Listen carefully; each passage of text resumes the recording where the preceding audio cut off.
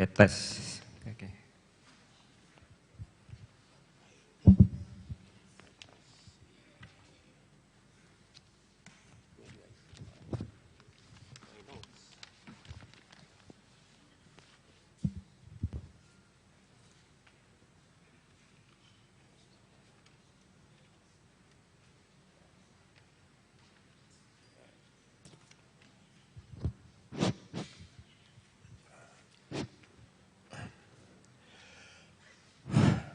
Okay. Good morning, everyone. Welcome to the first IICACS in Surakarta. First of all, I have to say thank to the students who made the very, very good, excellent design of this seminar. When I sit here, I was not thinking of presenter or moderator, something like, because design is just like talk show, right, on television.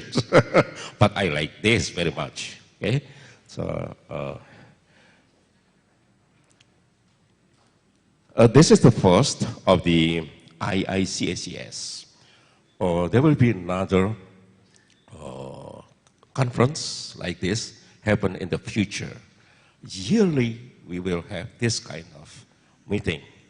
And we really intend to encourage everyone here on the floor to participate in the future conference, right? Scholars, researchers, students, undergraduate, graduate student, postgraduate, please welcome. We welcome you to be speaker, to be presenter or workshop or whatever. Please also announce to students in your university that we have this kind of event, and this is good opportunity for everyone to share ideas and findings in research. Okay, and you can also find the address of the web, www.iicacs2016. Okay, yeah. Today we will have 3 distinguished guest speakers. Number 1 is Professor Ramon Santos, second Professor Randy Vince, and number 3 will be Professor Tirta and Mursitama. Okay, before we start, let me introduce the speakers for you. Professor Ramon Santos, he was trained in composition and conducting at University of the Philippines and earned his Master of Music at Indiana University and PhD at State University of New York at Buffalo, USA. He is now Professor Emeritus at University of the Philippines.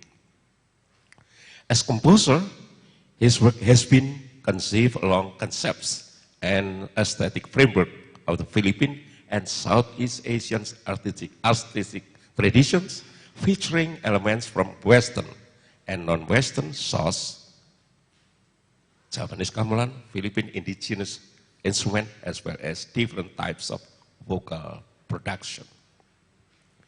He has undertaken researches not only in the Philippines, but also in Southeast Asia. He has been invited to give lectures, keynote speakers, seminar, workshop in Russia, Ireland, USA, Japan, Korea, People Republic of China, UK, Germany, Cambodia, Argentina, Uruguay, Taiwan, Thailand, Singapore, and Vietnam, and many other countries. Today, he will present a paper on global alternatives in art studies in the 21st century, alternative direction in art education in global society, especially about the teaching of art of non-literate tradition in modern times. Number 2, Professor Randy Vince is an educator, a filmmaker and theater producer. Professor Vince has extensively worked on film and produced a number of films, including Outside Providence, 1999, The Substance of Fire, 1997, and Carolania Skeleton, 1991. He also worked on many plays on Broadway and off, such as Hurly Burly, Key Exchange, on Golden Palm, Extremities, The Miss Firecracker Contest, and many others. Professor Vince has now produced plays at Lincoln Center in New York, very famous, and Kennedy Center in Washington, D.C. Currently, Professor Vince is a honorary international chair professor of filmmaking and digital media entrepreneurship at Taipei National University of the Art. He will present a paper on shadow on the wall. It's very interesting. Cave painting in Sulawesi, Plato's Cave, filmmaking, Pokemon Go, the most famous, VR and AR. Okay, I don't have much information about Professor Teta, but what I know is he is a lecturer in Binus University, Jakarta, the very, very famous university, private university in Indonesia. He will be presenting creating arts and culture as antecedent for building Asian socio-cultural community. Okay, he is a professor in Department of International Relations. Okay, I would like to invite those three speakers to come on the stage. Please come.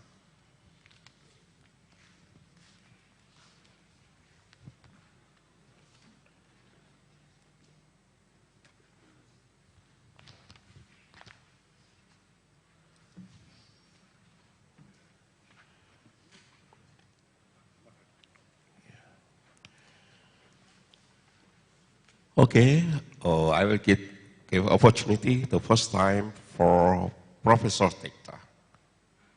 Please welcome. Time is yours. In order, yeah.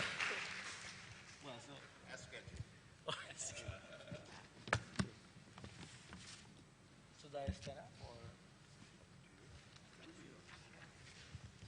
I don't have actually.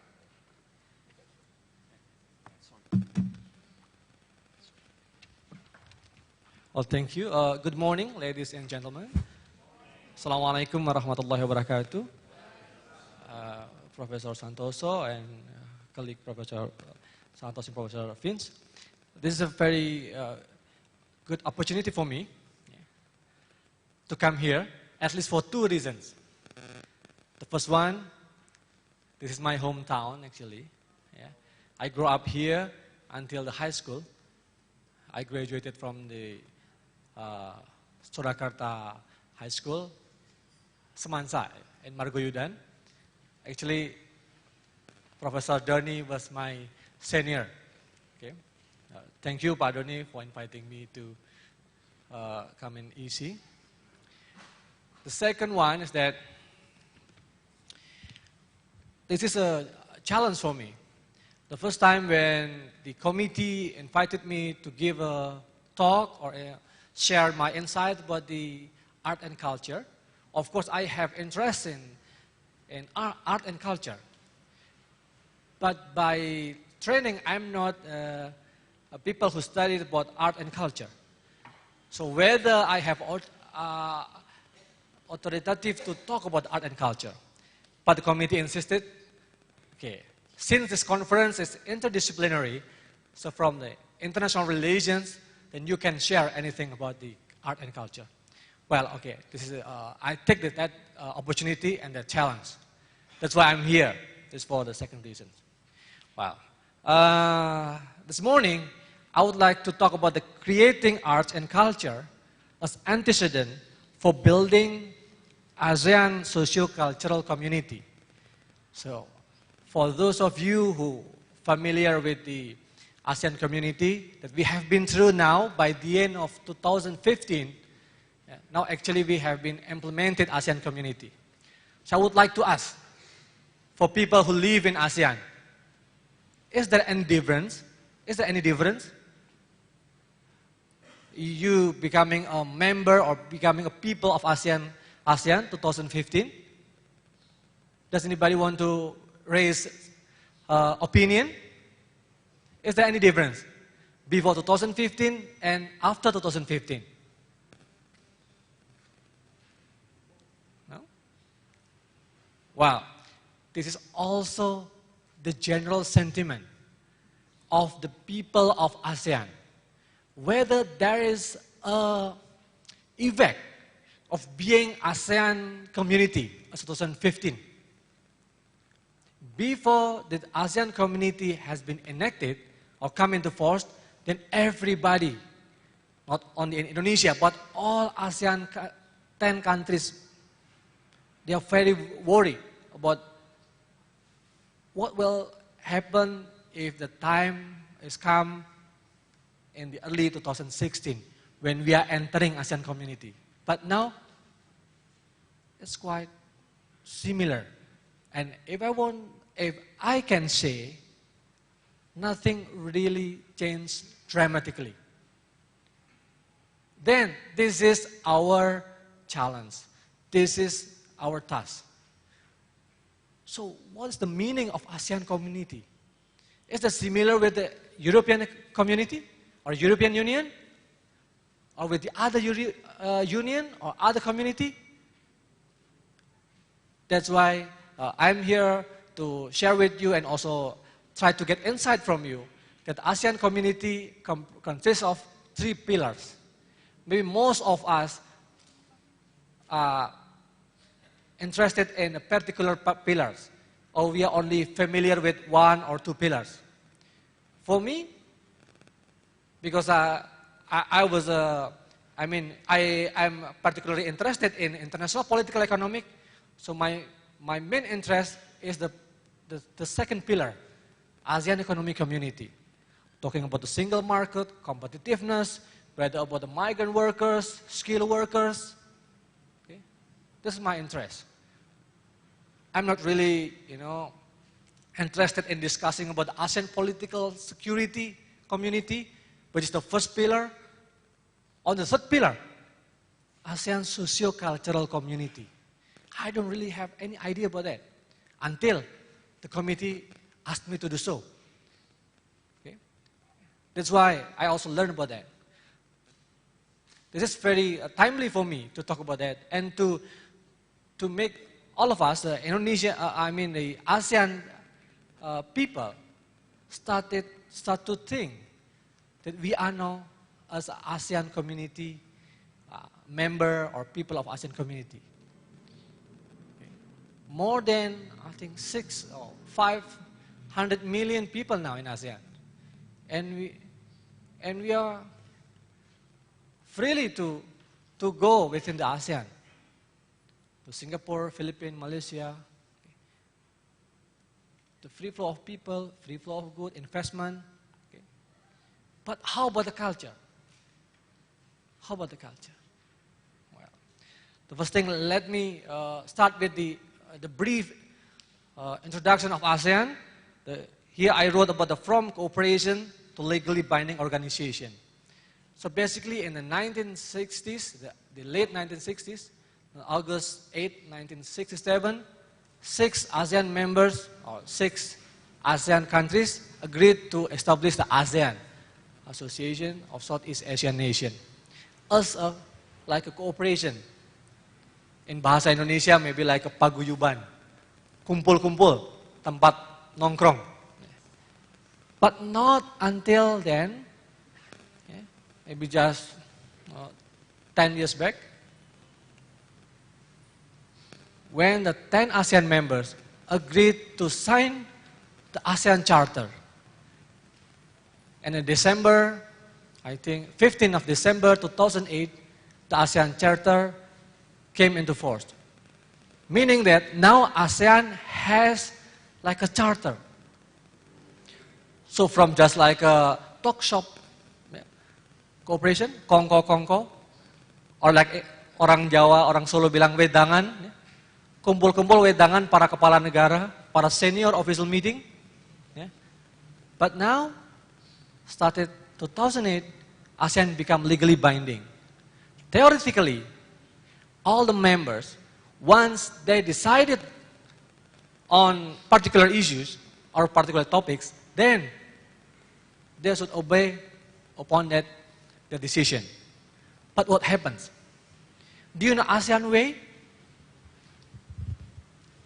Does anybody familiar with the ASEAN way or non-interference principle? Okay, no problem, because you are not IR students. This is like a second PhD exam for me, you know. Well, in ASEAN, we know ASEAN ways. ASEAN way is a non-interference principle among the ASEAN members. Even though we already, all 10 ASEAN members become united and legally binding, but if something happened in Philippines or in Indonesia, no one or no single countries within the ASEAN can intervene domestic situation or domestic issues. Even though in some cases, the intervention from the ASEAN could make any difference. For example, maybe in Indonesia, we have some violation against the human rights, for example. Or in the Philippines, or in other countries, in Myanmar, Vietnam. But no one from other ASEAN countries. So some people, with regard to this, make ASEAN will not go anywhere. Even though legally binding, we already have a charter, but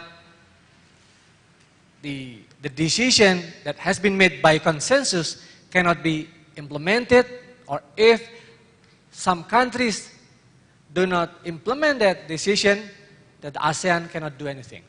So this is the problem. It's like a dilemma. That's why that is ASEAN, the characteristic of the Southeast Asian nation. That's why ASEAN is totally or different compared to the European Union, for example. Well, some people say ASEAN will not go anywhere, but once the European Union now having a crisis or facing the crisis, people started to say, oh, maybe ASEAN is better rather than the European Union. One of the different things between the European Union and ASEAN is that European Union has the supranational body. They have a European Parliament, and they have a President of European Union. So there is a supranational to oversee the domestic or the members of the European Union. But in ASEAN, no such supranational body above the 10 members of ASEAN. This is make a difference. Well, now, that is the ASEAN. But of course, from the economics point of view, for example, now we see the Singapore, Malaysia, Thailand, and Philippines also increasing, emerge as a developed countries. And Indonesia, for example, has joined as a middle income countries with nearly $5,000 GDP in terms of purchasing power parity. What I want to say is that there are diversity in ASEAN. From the point of view of political system, for example, there are democracy, some government that implement the democracy, a monarchy, or even, let's say, quote-unquote, dictatorship. From the point of view of economics, some countries implemented the free market, or mixed market system, or even state-led development. You can see from the Singapore and Indonesia, or even now, like Philippines has started to be more assertive. And the other thing is that It was for Indonesia. Indonesia has been a natural leaders or traditional leaders in ASEAN for a long time, and specifically under the Suharto New Order era, more than 30 years. But after that, now after the joining of the new 4 members of ASEAN, what so-called CLMV, Cambodia, Laos, Myanmar, and Vietnam, the new members now have stand up, and then they are very briefly and bravely led ASEAN. Also try to have a closer connection or interaction with the China, with the United States, and another big powerful country in the world. So now the leadership in ASEAN has been shifted from Indonesia or Malaysia to the new 4 ASEAN members. This is a brief history of the ASEAN. Now I would like to talk the second part about the ASEAN social cultural community. As I mentioned earlier, that ASEAN community consists of 3 pillars. ASEAN Political Security Community, APSC. Basically, it deals with the more political issues, strategic issues. And the second pillar is ASEAN Economic Community, deals with economic, investment, industry. Okay? And the third one is ASEAN Socio-Cultural Community, which is, I think, the most relevant with all of you here who has expertise in arts and culture and humanities. Okay. Within the ASEAN socio-cultural community, there are some key elements. The first one is human development. Basically, this is equitable access to human development opportunities. How to give access opportunity for everyone to learn more about knowledge and culture and skills. And the second element is social welfare and protection. The third one, social justice and rights. The fourth one, environmental sustainability. And then the next one is building ASEAN identity. And the last one, narrowing the development gap. Now, I would like to encourage all of you, saying this is very relevant with your studies or your concerns during your studies or your teaching or research. Okay. What is the contribution of the people like you or like us in order to build the ASEAN socio-cultural community? That's why this theme of international conference is very relevant, interdisciplinary. Maybe my speech can envision you that now you just think about a very specific issue within the arts, culture, and humanities. But now there's someone here, nobody come from Mars or come from Jupiter, stand up here and lecturing you that what is about the ASEAN socio-cultural community? What is that? Yeah, I never heard that. Yeah. But I encourage you now. Let's think more broad and try to learn or to borrow some concept from the other perspective to create or to solve the problems of the human beings. So now, what is my 2 things that we can discuss later and during the question and answer or during the whole day of the conference. Okay.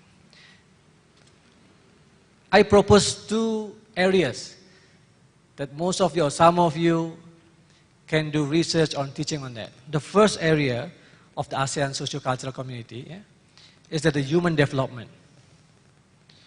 Please see around you, surroundings you, your university or your country, your city, whether you can do something new or something different to train people, to give access to the, let's say, poor people or disabled people about the new knowledge. Give a chance to them.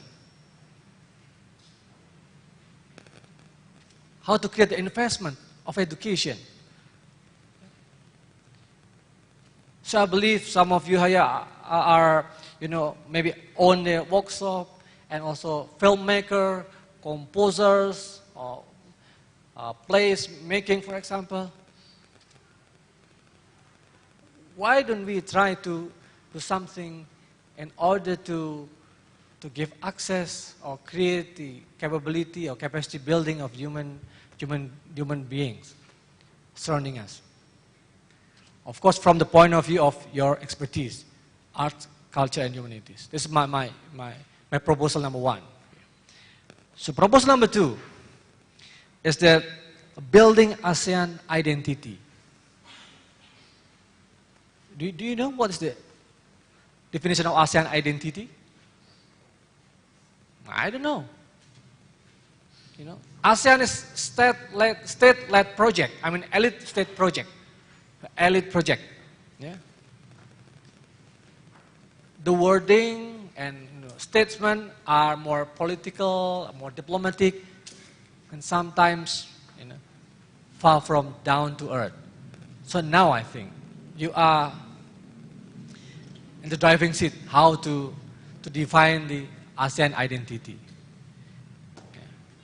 This morning I read the rundown of the conference about the folklore, about the music in the city, about advertisement, very rich of art and culture. Don't you ever ask or questioning yourself whether this is my identity, whether this is a group identity, or this is an ASEAN identity? Do you really care about that?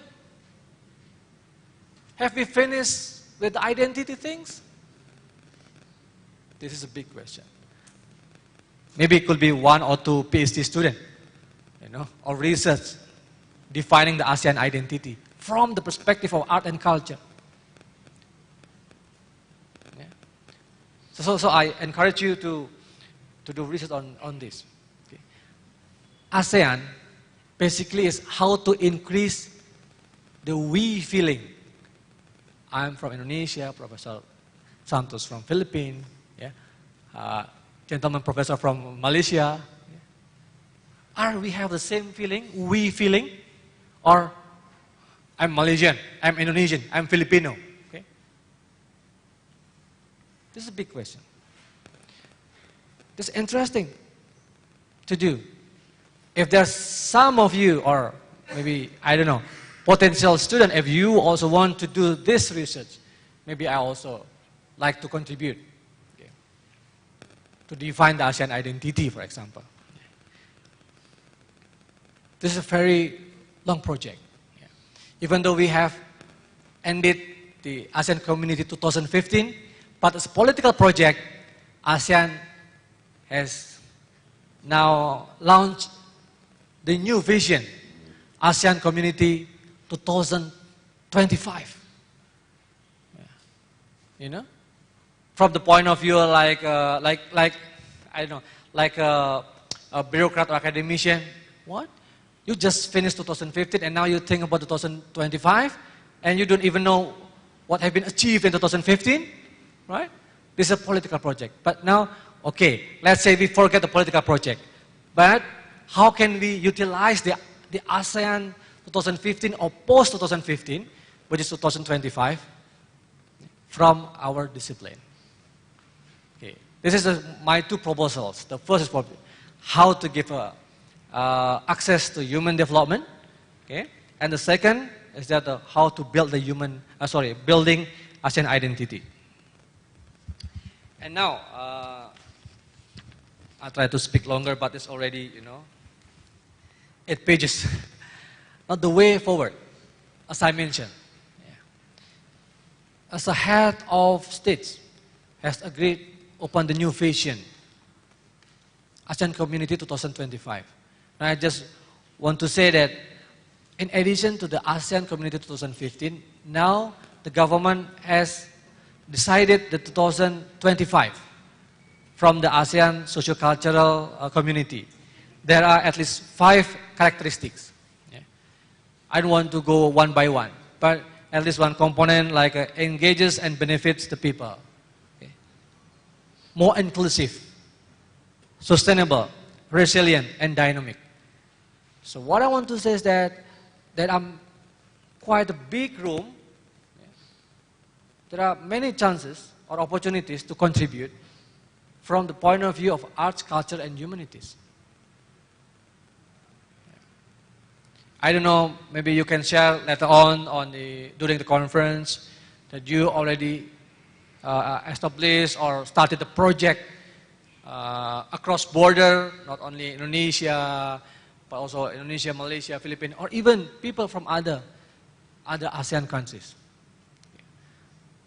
So last but not least, I believe that this conference can be a great venue for all of us, particularly for me. Okay? I would like to hear during the conference anything that so-called the music, or sorry, art and culture could be soft power. If you like to share one concept from Joseph Nye, it's very famous IR scholars. That through the arts culture could be a soft power, then influence other societies.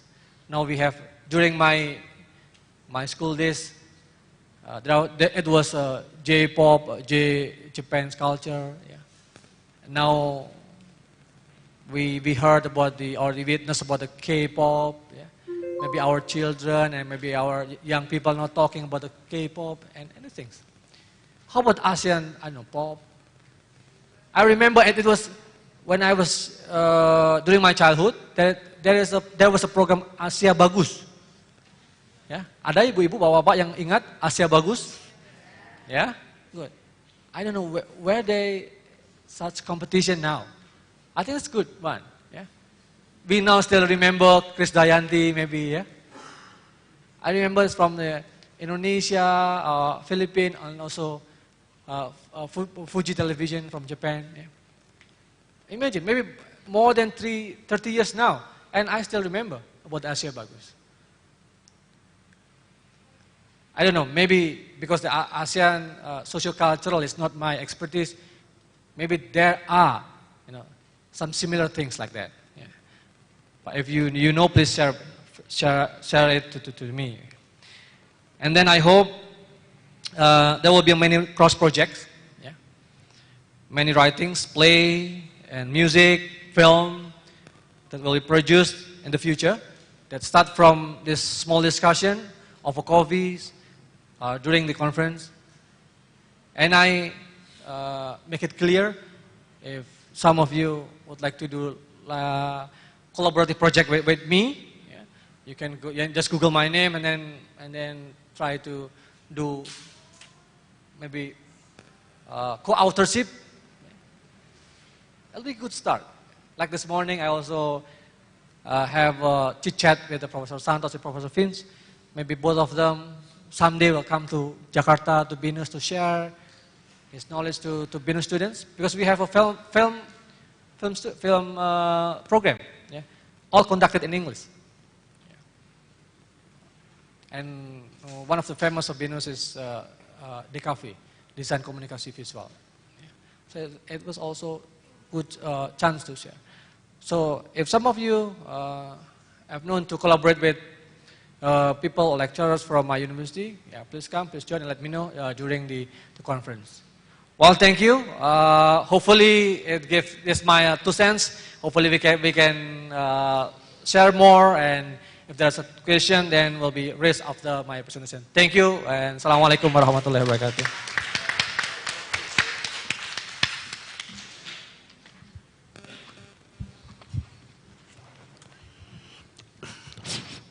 Thank you, Professor Tirta. And the second chance will be for Professor Ramon Santos. You have about 40 minutes. Thank you. Yeah. First of all, I would like to thank Professor Santosa, Dr. Santosa, for the invitation to be here. You know, I've been coming to Solo so many times, and this is like, you know, a second home. to me. Okay, I sort of changed a little bit the title of my presentation, but more or less the substance will be the same.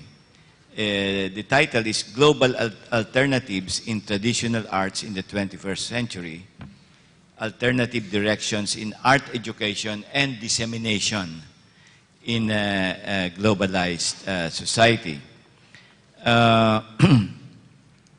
You know, the advent of a new century, we are now witnessing the development of a new global consciousness among peoples and societies. In the last 4 centuries, the literate system of learning inherited from the West has been adopted as the principal medium in the transmission of human knowledge, right? But now, classrooms, books, lecture halls, libraries, and now the cyberspace technology have created a monopoly in the dissemination of information, as well as the scientific teaching and learning of various aspects of human life, like the physical, the metaphysical, and the other forms of expression.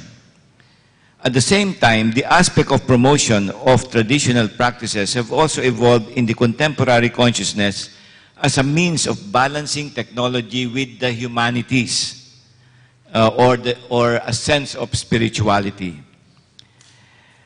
Marking the postmodern era in scientific and artistic inquiry, the 21st century opens new challenges to the artistic life around the globe in the study, learning, and promotion and dissemination of the arts as universal forms of human expression. One of these challenges is the departure from the traditional norms of formalized teaching to one that explores the variety of learning systems. Like, for example, here in ISI, the Institute Seni Indonesia offers full-scale curricula in Indonesian performing arts, the karawitan, such as gamelan music, choreographic arts, live theater, and puppetry. The Department of Fine Arts in Thailand has a similar program, while in China and Japan, schools for different musical and theatrical genres such as the Peking opera, the Nangguan, the Kabuki, the Kyogen, and the Gagaku are taught according to traditional training methods. Secondly, we are now experiencing the departure from the exclusivity of the different traditional practices to one of sharing the experience with the outside world, not only through teaching, but also through actual engagement.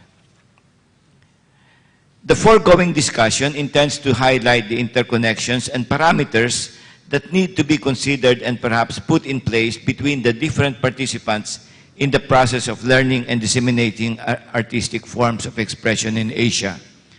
Furthermore, it shall attempt to propound on the idea that the teaching, transmission, dissemination, and promotion of the arts is part of a process of social evolution in which different cultural practices survive or evolve according to a community's cultural canons, as well as decisions and responses to change.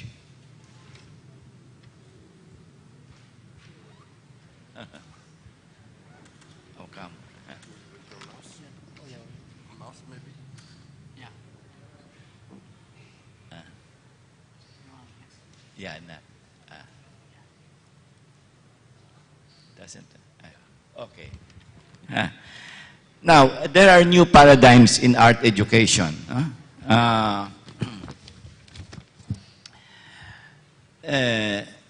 First, indigenous knowledge cannot be readily isolated from its social context. Okay? Second, the interface of different and oftentimes conflicting artistic values needs to be carefully studied, whether such interface is possible at all, or to what degree interfacing is possible between cultural poles in terms of theoretical knowledge, technique, and the communicative values of art itself as both language and non-language. Third, There's the deliberate interfacing of two or more socially mediated and socially determined practices which must undergo a process of accommodation and assimilation through a time-space that could span generations of stakeholders. And then fourth, an effective process of interfacing can only come with an equal sharing of decisions as well as authority and power. This means that the decision-making process should be shared by both the stakeholders, the indigenous communities, as well as the powers in the government, and as well as the audiences, okay?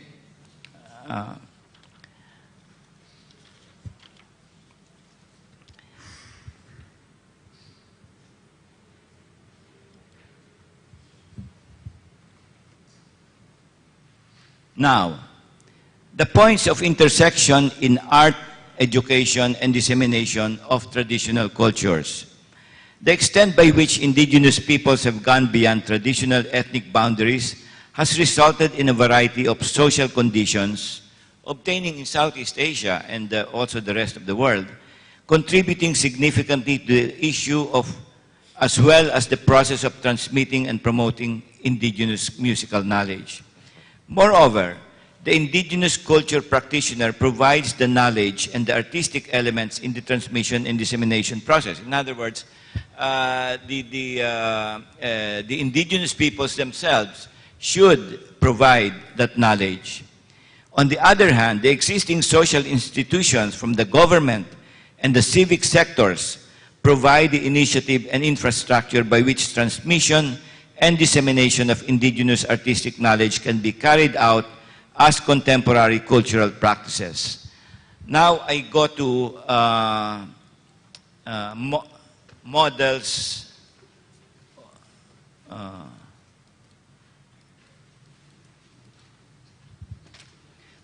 of artistic interfacing. The first model is called the School for Living Traditions, a new learning program that is the process of being institutionalized by the government through the National Commission for Culture and the Arts in the Philippines. As a component of the award for National Living Treasures are those people who have been identified as experts in the field, and they are given pensions in order to teach their indigenous cultures. And one of them is this person by the name of Benicio Socong, who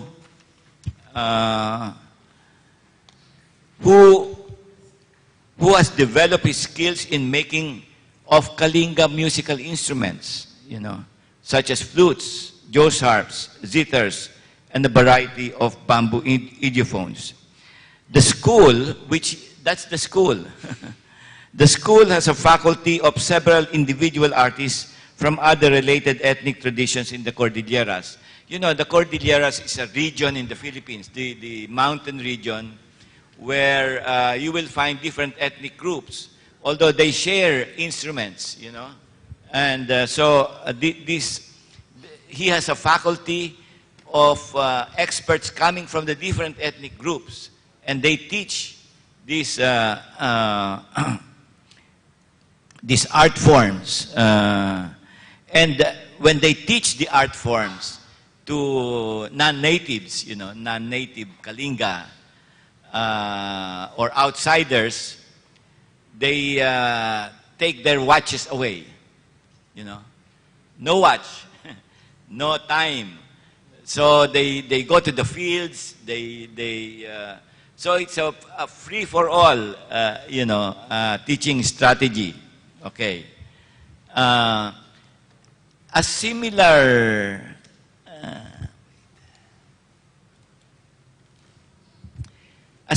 effort has been done in North Sumatra. I don't know if you know this. Although the program officially lasted for only 2 years of implementation, it spurred the local communities to establish teaching programs, especially in the musical traditions that are endangered to disappear for lack of incentives and interest on the part of young generation. I refer here to the revitalization program on the musics of North Sumatra, as spearheaded by this couple, Irwan Shaharahap and Ritwani Hutajulu, who are both ethnomusicologists, you know. So for 2 years, they were able to get a grant from the Ford Foundation in order to set up a program of instruction on 5 different musical traditions in North Sumatra: the Karo Batak, Simalungun, the Pakpak, Toba Batak, and the Parmalin. So here is the kind of the outcome of that. This is the instructor. That's the instructor. Can you? Yeah. Okay.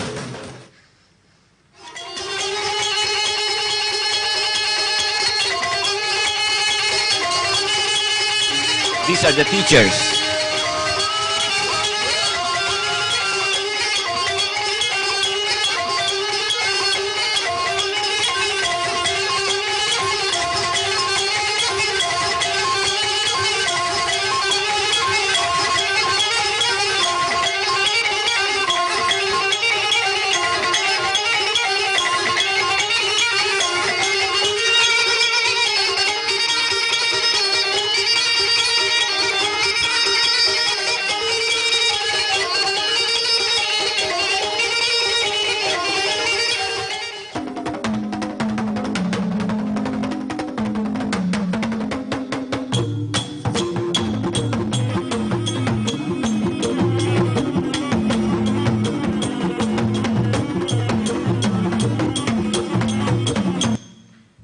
Okay.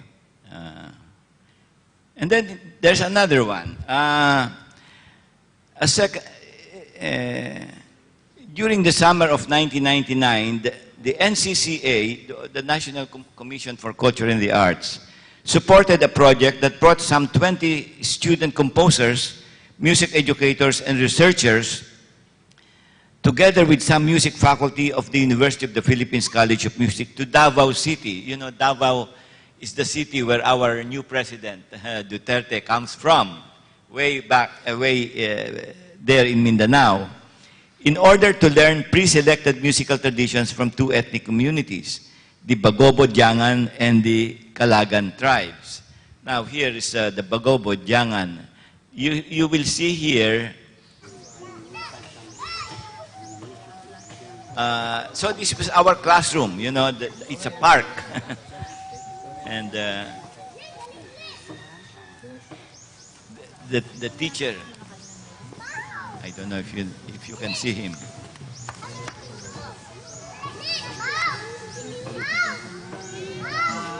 There.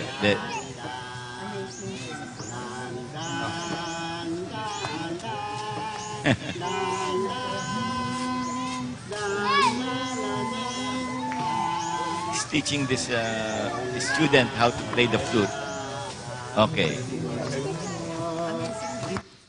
Now, this is the Calagan tribe. And he's teaching this student from Manila, you know, from how to play the pulintang.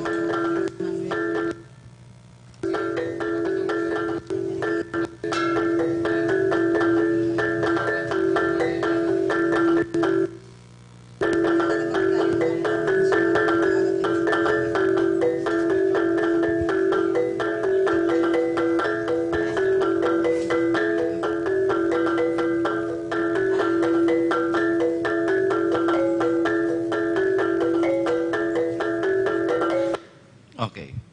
In this particular model, the musical interfacing were successfully realized through the common and shared experiences by the various participants. The cultural outsiders who conceived and implemented the project based on years of scientific studies of traditional music cultures, as well as training in music education, and the cultural insiders who have adopted some conventions of music making outside traditional norms. These include a modernized repertoire of current tunes, just like the tune that was being taught to that student there. you know,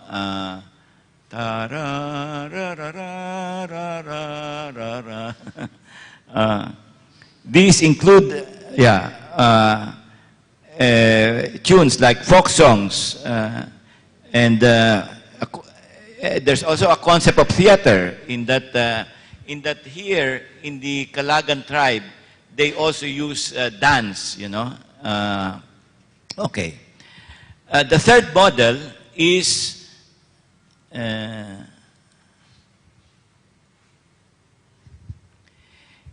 was begun by Endoswanda of Bandung, okay, wherein he introduced new teaching materials based on modern technology in the teaching of the arts to high school students.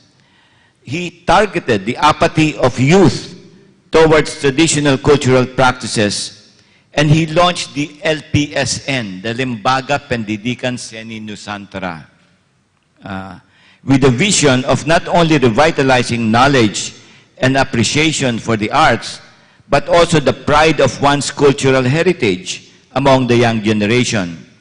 He concretized this vision by producing books. Those are books, monographs on cultural objects, including musical instruments, masks, textiles, as well as audiovisual materials such as DVDs, in order to facilitate familiarity with the arts, with the art objects, their use, as well as their significance.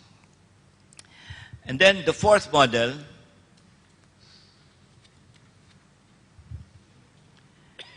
is a form of mentorship in orally transmitted music that is being carried out in the context of modern system of art education.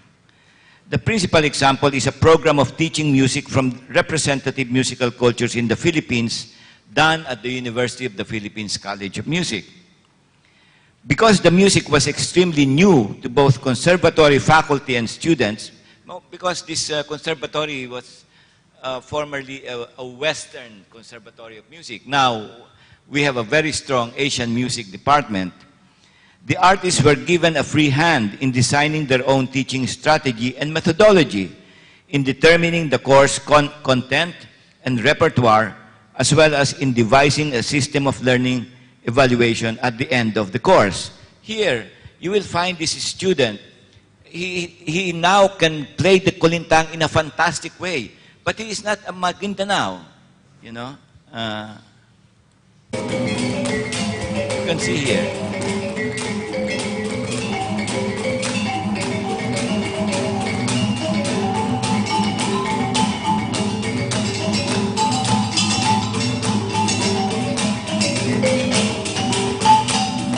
Look at si Malen.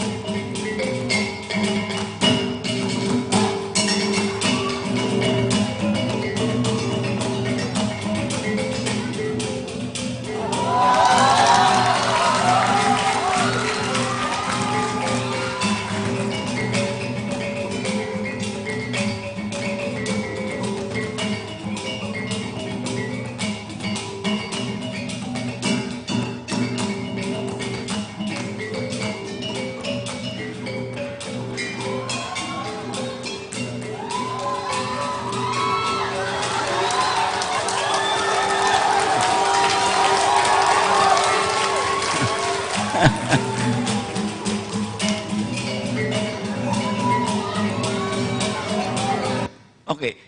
You know, he's not even a native, but he can do all these things. Okay, the last.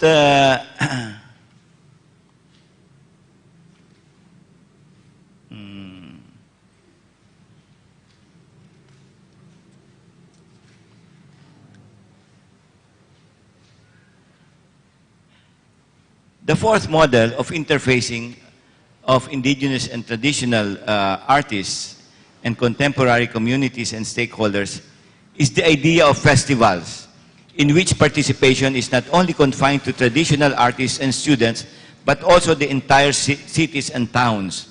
Many of these festivals have become commercially motivated events, luring tourists to partake of the celebration and in the process contribute to the economic well-being of the host community.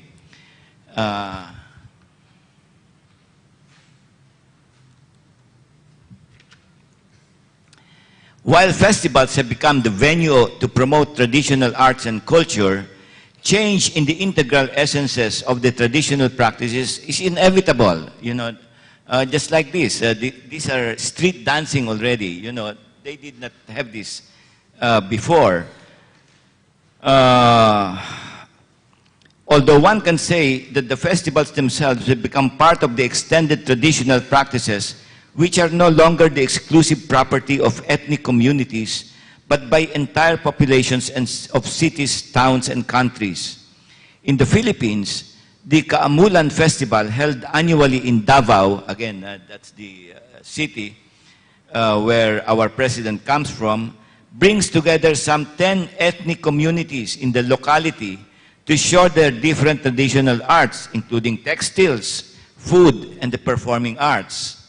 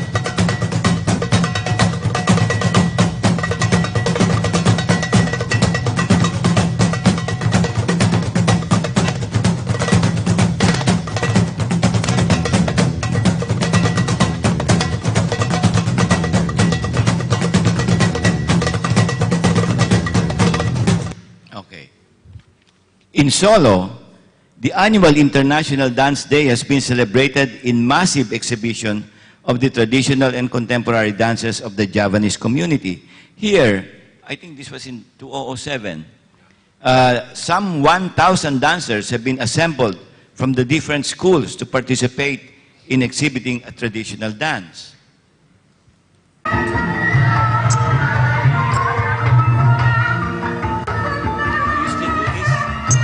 Do you still do this?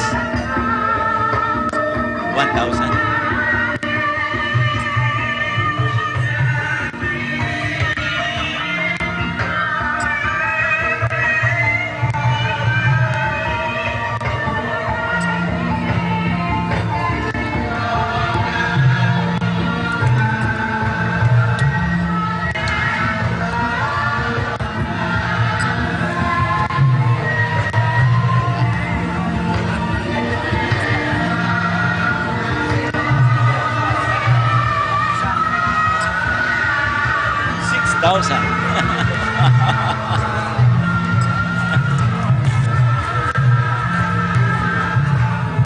Okay.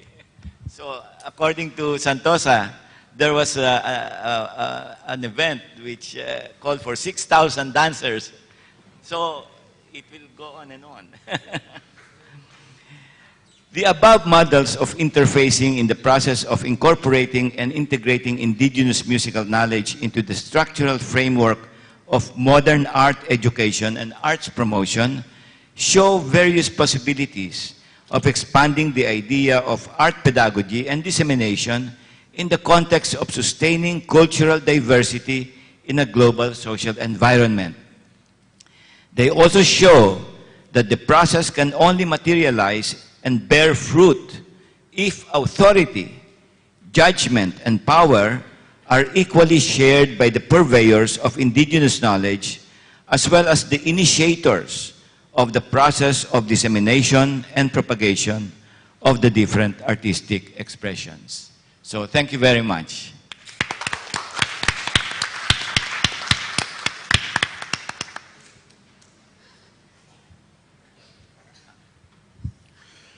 Thank you, Professor Ramon Santos.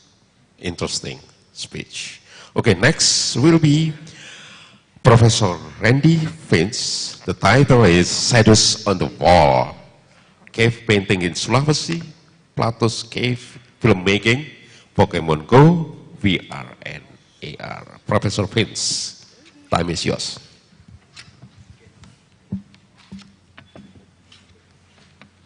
Technology is supposed to make things easier. Not always the case. And audio, do we have audio?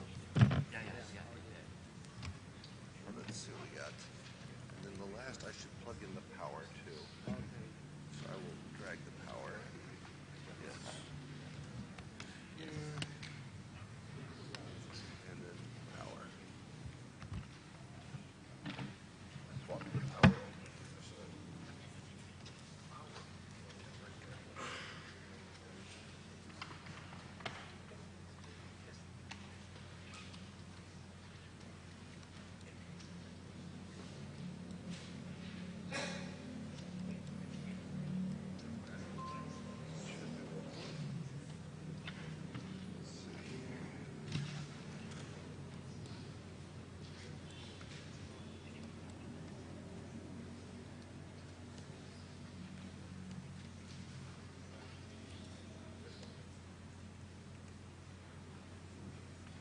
Should I use a microphone as well? I guess.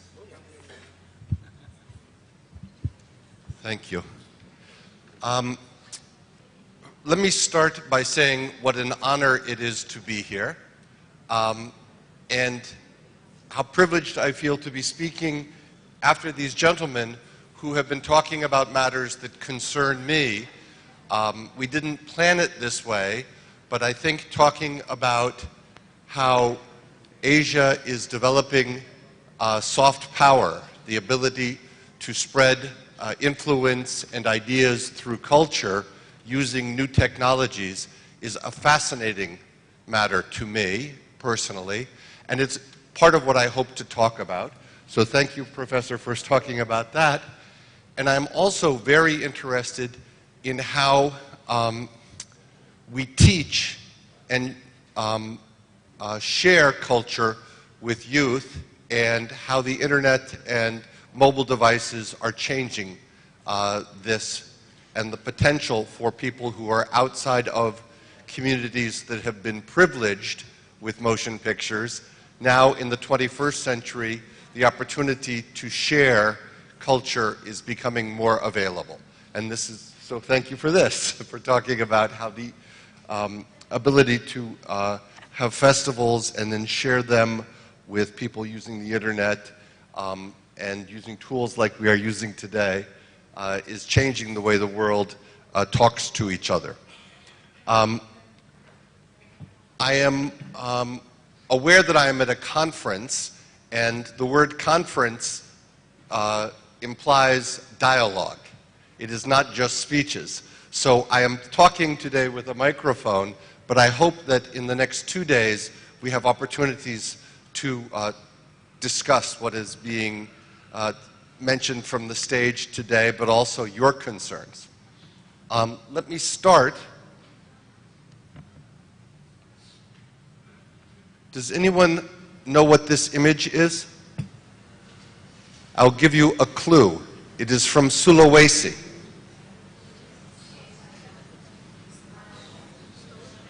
I heard cave painting, yes? What is the oldest work of art that we know about? What is the oldest? This may be one of them. This is perhaps 35,000 years old. Let me show you, or try and make it a little clearer.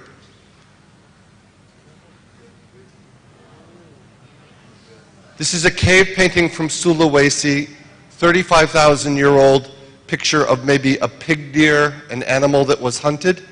And on the upper right, what is this? A hand.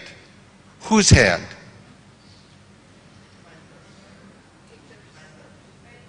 A painter. It's, how did they make this hand? Any idea?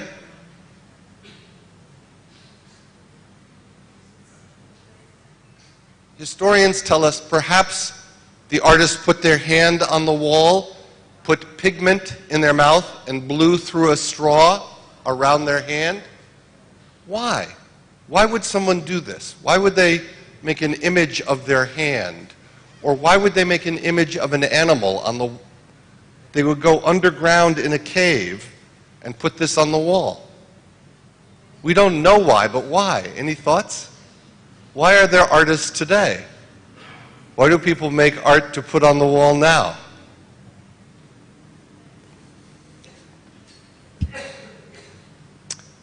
This tradition of making a shadow image of your body is not just something from Sulawesi. They have dated that hand in Sulawesi maybe 40,000 years old. These images are from France, 32,000 years old. Very similar. This idea of making a shadow image of your body on a wall.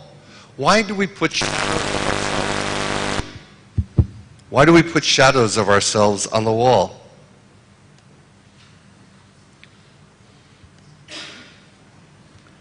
When you look at cave paintings, there are often images of hunts, of people, the animals they hunted, maybe themselves engaged in a hunt. This is also maybe 28,000-year-old image from France. Can you see? There are animals and hunters.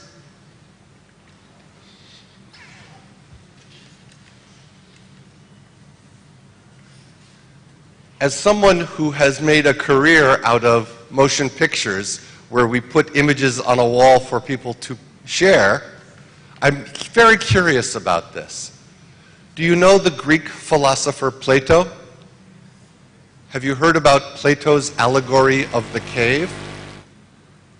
2,400 years ago, Plato came up with a fictional story. He made up a story about prisoners kept in a cave all their lives. They were never let out of the cave.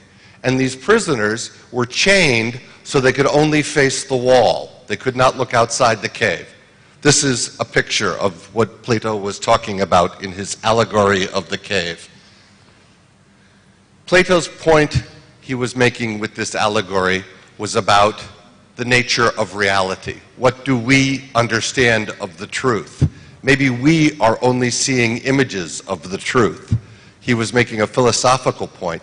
But I am fascinated, as someone who has made experiences for people to come into a darkened space and watch images on a wall, that long before motion pictures were invented, Plato was talking about people creating shadow images and how this was a way of depicting reality, of creating an experience for people who did not know what you had seen, but you could show them what you might have seen with technology.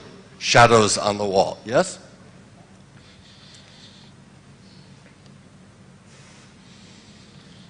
I think Indonesia also has a culture of telling stories with shadows. Yes? Anyone here an expert in shadow puppetry? I am not.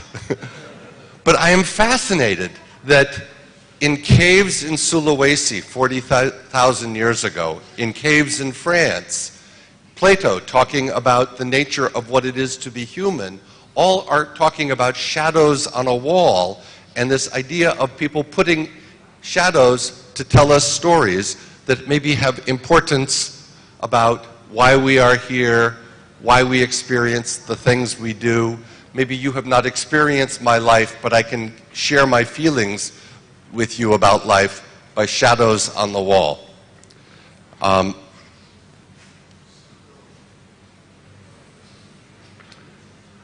This impulse continues, yes? Today, people are still sharing shadows on the wall. I think maybe Superman is a form of shadow puppet, yes? The technology has changed, gotten better, but we have seen this impulse to make stories that people can go into a darkened place. This is from China. This is 2,000 years ago, Han Dynasty, around the time of Plato. This was a new technology for shadows on the wall. This was a relief carved into stone. This is a rubbing made from this.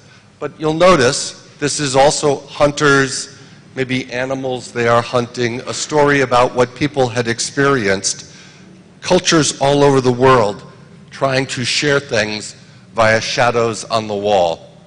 This one, about 1500 AD, Italian Renaissance, another hunter, an image. The technology had changed. This is tempura. This is pigment, not pigment blown through a straw, but you mix it with egg and you can paint onto a wood panel and have an image like this. People would go to see this image. They would not just watch the image. This image was also part of a ritual, a religious ritual about practicing your faith, understanding your place in the universe, answering questions about why you are here. We know more about why this artist painted this painting than we do about cave drawings. Maybe cave paintings were similar.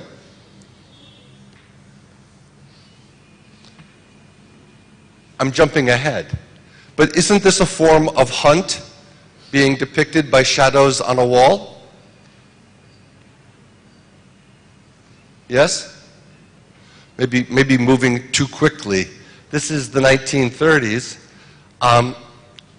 About 150 years ago, technology evolved from cave painting to carving on the walls of caves, to carving on temples, to mixing pigment and making paintings on wood. About 150 years ago, photography made it possible for artists to capture reality using a new technology. It did not require the same skill, training, and money to make a depiction of reality after photography was invented. We have teachers of contemporary art here, contemporary painting, people who have studied what happened in painting in the 19th century. What happened when photography was invented? Did painting change? There is a critic of filmmaking, André Bazin, the most famous critic of filmmaking of his day in the 1950s, who theorized that photography actually had a huge impact on painting. Photography made it possible to depict reality just by pushing a button. You could make an image that was very realistic. Bazin said that this presented a challenge to painters. For centuries, painters had been responsible for depicting reality, but a new technology that came along made it easy to depict reality. What should painters do? Bazin argues that abstraction, that the fascination with color and expression was an invention in painting that was motivated in part by photography. That photography freed painting from the responsibility of being realistic. These new technologies have impacts on other art forms. And I think we are going through a similar revolution right now. That devices like this one are taking the responsibility for making motion pictures away from the wealthy countries, the people who could afford Panavision cameras and expensive movie lights and recording equipment, and now everyone with a smartphone is getting the ability to make a motion picture. Just like 150 years ago, photography changed the role of traditional painters, I think mobile devices are changing or challenging the role of traditional filmmakers. Bazin unfortunately died many years ago. I don't know if he'd agree with me or not. Do you recognize this? Who knows what we are looking at? A train. This is one of the first motion pictures projected onto a wall where an audience walked into a darkened room, paid money to watch. In December of 1895, the Lumiere brothers presented 10 films in the basement of a cafe in Paris. This was one of them. This is a train arriving at a station. The Lumieres had invented the device, the technology for recording and then projecting the image on a wall. They called it a cinematograph. Cinema comes from this. The Lumieres famously did not know what to do with their invention. They called the short films they made actualité, the French word for actual, for real. They set up their device and recorded reality. But they didn't understand about hiring actors, telling stories. They were technologists and inventors of a technology. It took several years for someone to come along and start using actors. Sound took years more. Maybe we are at a similar point in the history of motion pictures. Does anyone here speak Chinese? Do you Yeah. Can you say it in Chinese? 电影, 2 characters. It means movie. But what does it literally mean? 电影. 电, the first character, means electric. The second, 影, shadow. The first Chinese who saw movies, there was no word in Chinese, they called it electric shadows. They recognized it was a form of shadows on the wall. It was like shadow puppets, right? So they called movies electric shadows. It took a while for the artists to get a hold of these electric shadows and start to use them for expressive purposes. Even before sound, people were doing remarkable things. A short clip.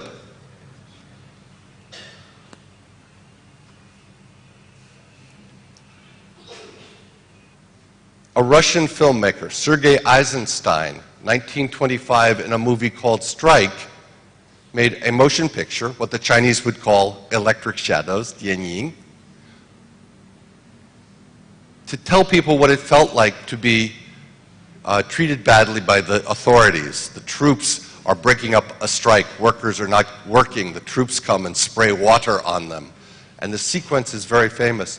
I find it interesting because it makes me understand what it felt like to be a striker, but also because there are hands and images of hands, much like the hand on the wall. I have a sense of what these people felt just by seeing their hands.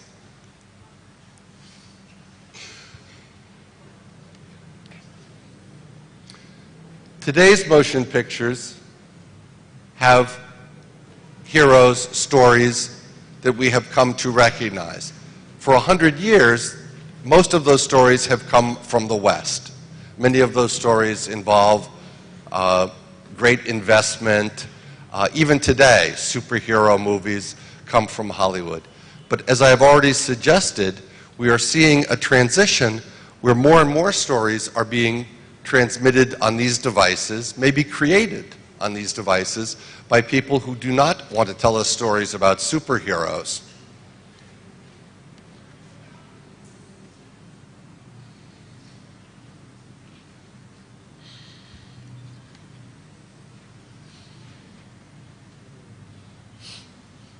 Everyone is familiar with watching motion pictures on smartphones now. Maybe not 90-minute films, though you can watch 90-minute films, but maybe a short video of a baby or a kitten or a family member telling you something. Has anyone done this? Do you know what this is? Pokemon Go. What is Pokemon Go? It's a game, a fad, right? In fact, this morning, someone sent me an article. Pokemon Go is not as popular today as it was 2 weeks ago. People were using it a lot, now not so much. Yes? Why am I mentioning Pokemon Go?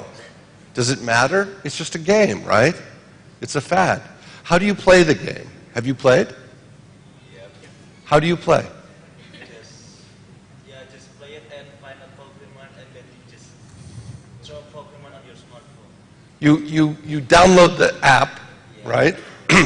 On your phone. You need a phone, smartphone with a screen and a camera to play it, right?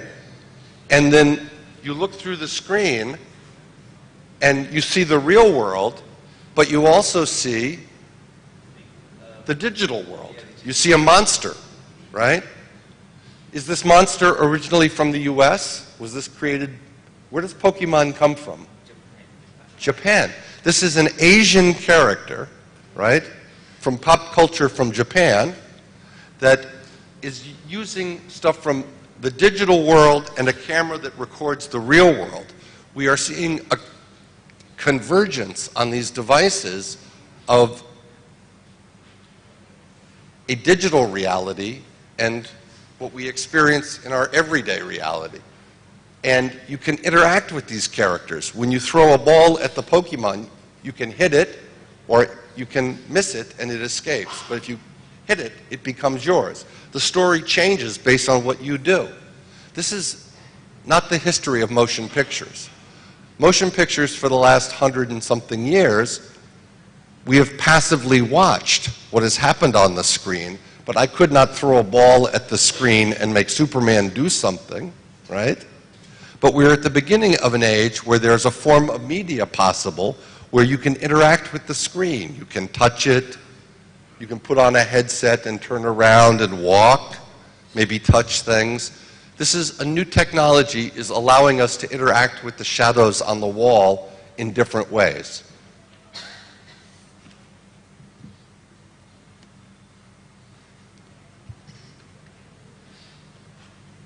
There is much hype right now on the internet. You read about virtual reality and augmented reality. Augmented reality is Pokemon Go, where you combine virtual and real.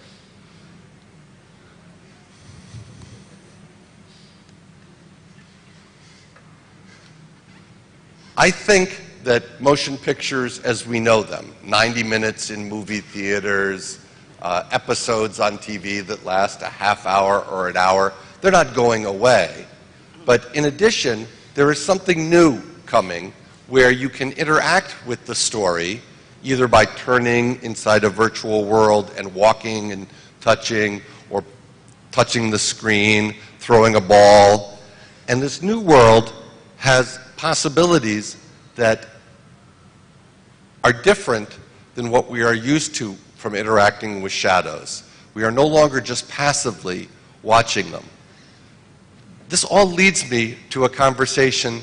This is a theory. I'd love to hear what you think about, but I think that Indonesia might be uniquely situated to participate in this new world of interactive motion picture storytelling, where the users can do things. I'll give you my examples. We're at the very early stages, but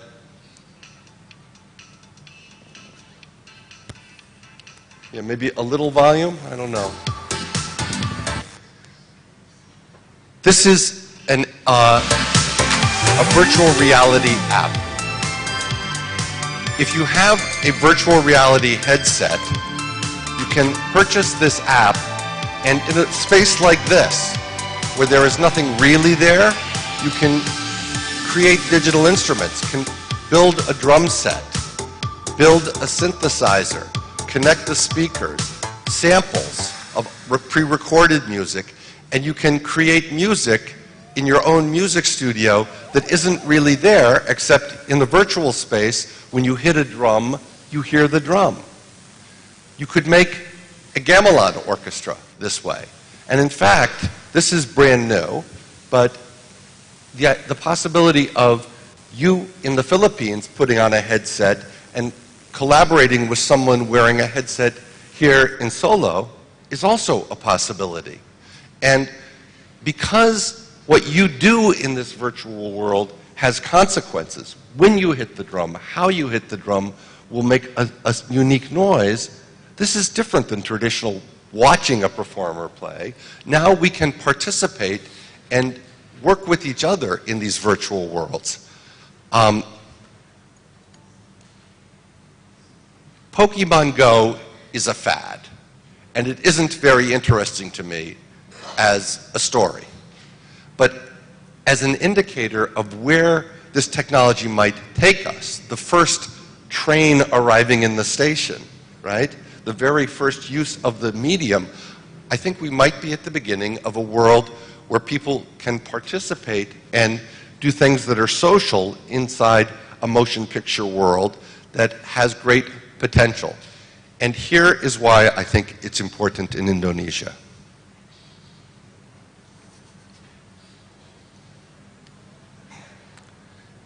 Indonesia is already using social media, YouTube, these new technologies to present unique Indonesian takes on things that are happening in world culture. I think you're probably familiar with some of these artists.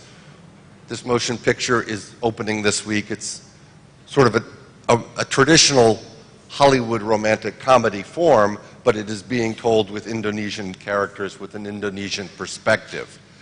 Indonesian hip-hop, comedy. What hasn't happened yet, Indonesia, for thousands of years, has been very good at getting children to participate in the arts.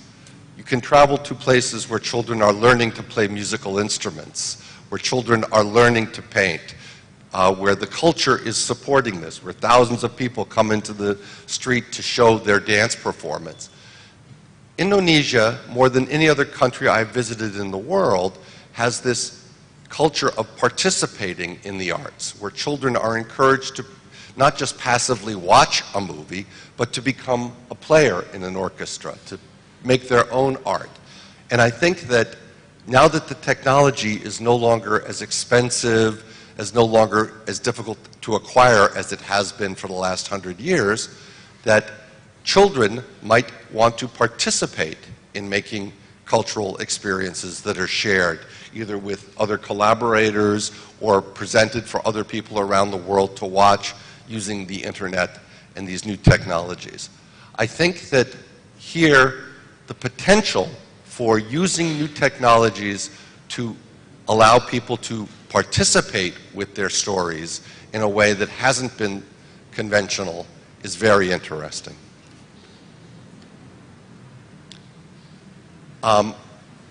I will not take more of your time now, but I encourage you, if you want to talk about how new technologies could be used for teaching, for participating in music and the arts, I'm delighted for the opportunity to be here and to talk to educators who are working on these problems, and I hope that some of my ideas might be making you think about possibilities, problems, but I would love the opportunity to talk to you about them some more. Thank you.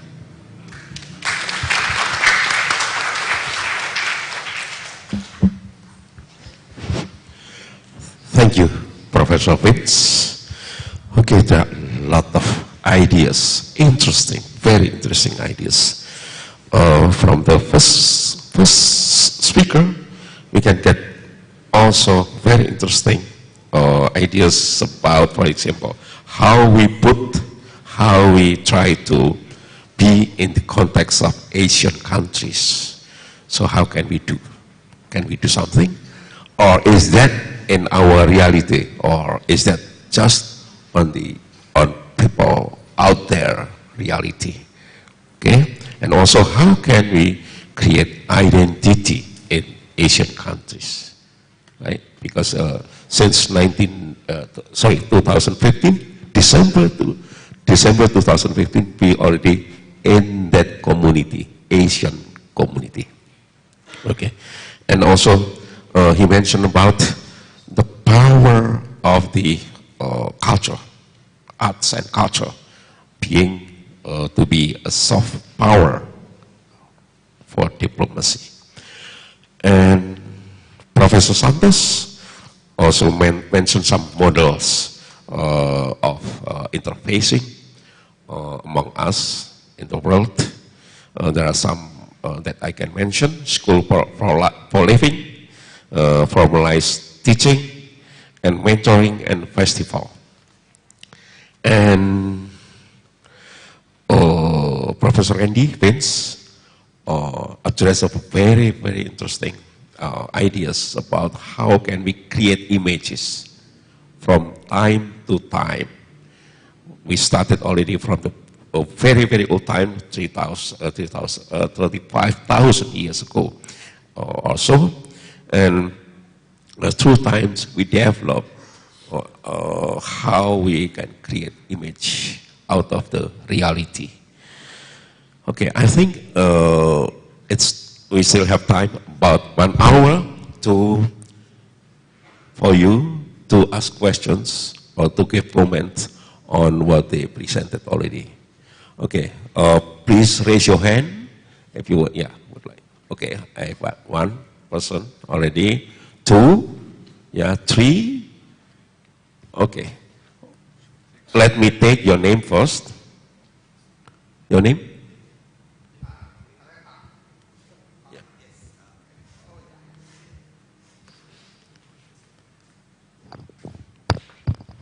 Test.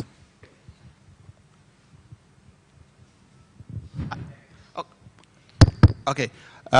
My name is Retang. Retang. Yeah. R-E-T-A-N-G. Yeah. Okay, thank you. Yeah, okay. Okay, number 2, let me take your name first.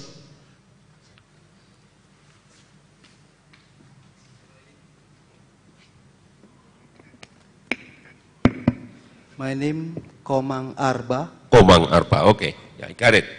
Komang Arba. Number 3. You were there?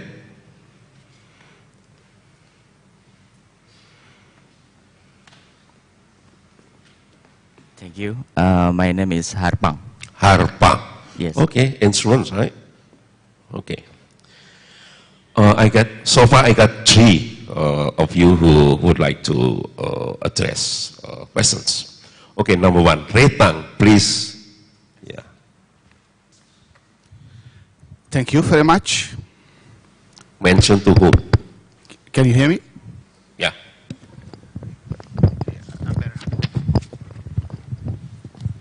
I want to give comments and then ask 1 question. And maybe later, if I have time, I'll also ask another question. Okay. First to Professor Finch. Finch. Finch, Yeah. right? Okay. Sorry if I mispronounce your name. Talking about shadows on the wall.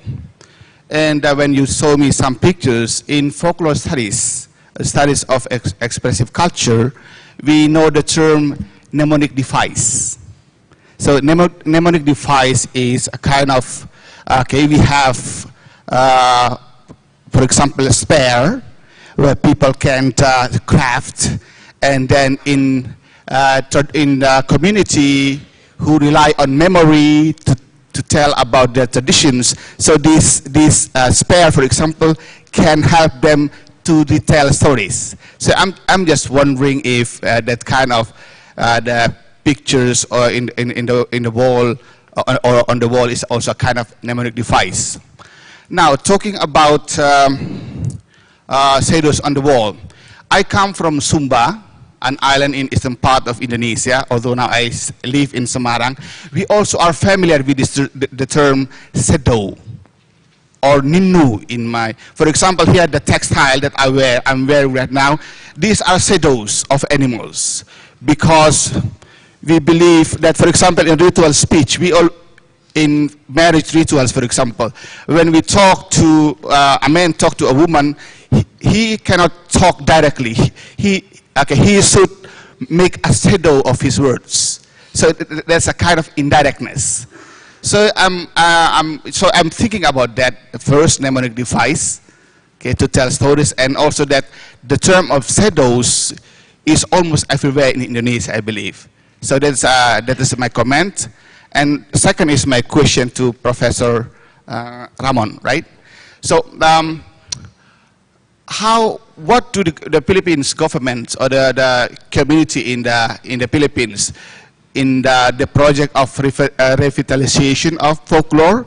Do you think the government really support and also the community support this? Because it is not, in Indonesia, for example, we don't really have a very energetic effort to revitalize our folklore. So that is my comment and also my question to Prof. Ramon and Prof. Finch. Thank you. Okay, please.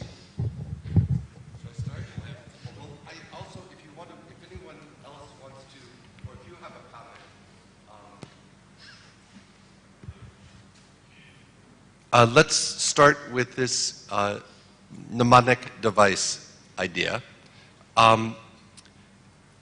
When I was a university student, I took a class with a professor who had studied mythology, oral stories, traditions of storytellers telling by the campfire a story going back thousands of years. Every culture has this tradition. I am not familiar with many of the stories from Indonesia, but I know the story of Arjuna and Shiva. I know some of these stories. I do not know how they are told, but I will tell you something that Professor Lord, who taught this course I took many years ago, said about oral tradition.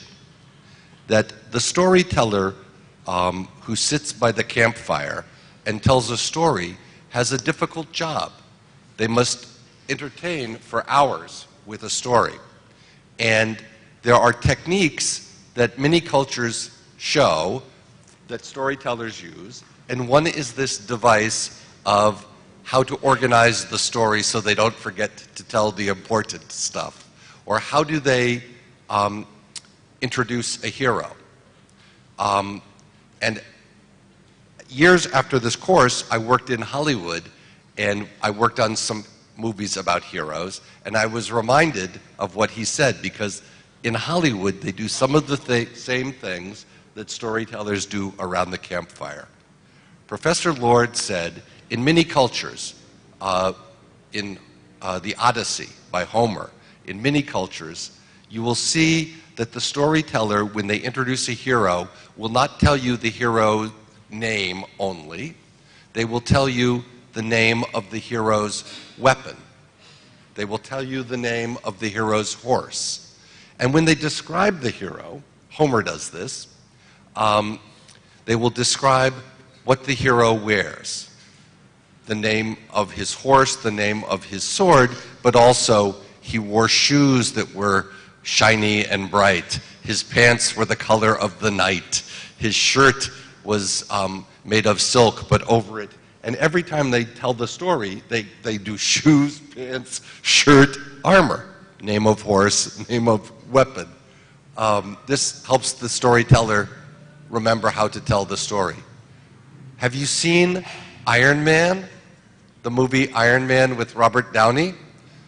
The first time that he becomes Iron Man, we watch him build his armor. It is like Homer.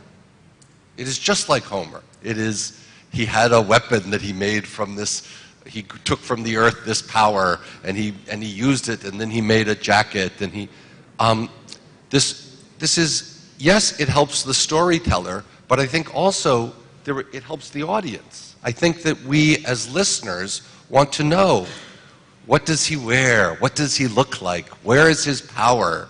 You know, what does he do? I don't have an answer about mnemonic devices alone, but I will notice that that many of the techniques of building a Hollywood movie are the same as building a character in Homer. And to Pokemon Go, maybe a couple of you have played Pokemon Go. The first thing you do when you play Pokemon Go is you build your avatar. You build your character for the digital world. What do you do? Color of hair, right? Color of shirt, shoes.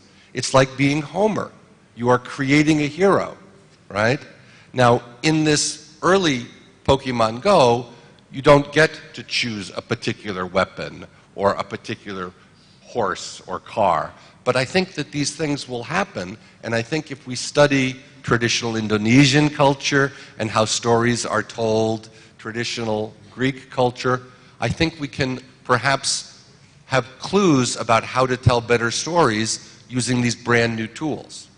I don't know if anyone else has experience or wants to make a point about this storytelling technique, but I find it very interesting that digital avatars, that telling motion picture hero stories, and Homer all seem to have these same techniques. Do you want to talk about? Yeah, well, about the Philippines.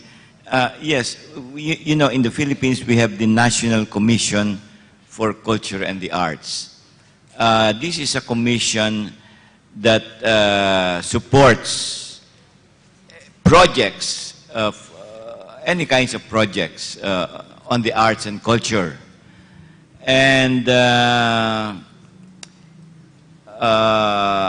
anybody can propose projects. So most of the project proposals come from institutions like the University of the Philippines, you know, and in the University of the Philippines, we are quite active in teaching traditional music and Asian music. We teach Korean music, Japanese music, Javanese music, and dance, and West African drumming, and all that. So, so we propose these projects and try to involve the community. Right now, our, you know, we have what we call the UP Center for Ethnomusicology, which was founded by Jose Maceda since the 1950s. And it has a collection of 78 music from 78 language groups in the Philippines. And so now we are trying to repatriate this collection to the different communities so that they will be encouraged to, you know, to learn, because the youth are quite apathetic now, you know. But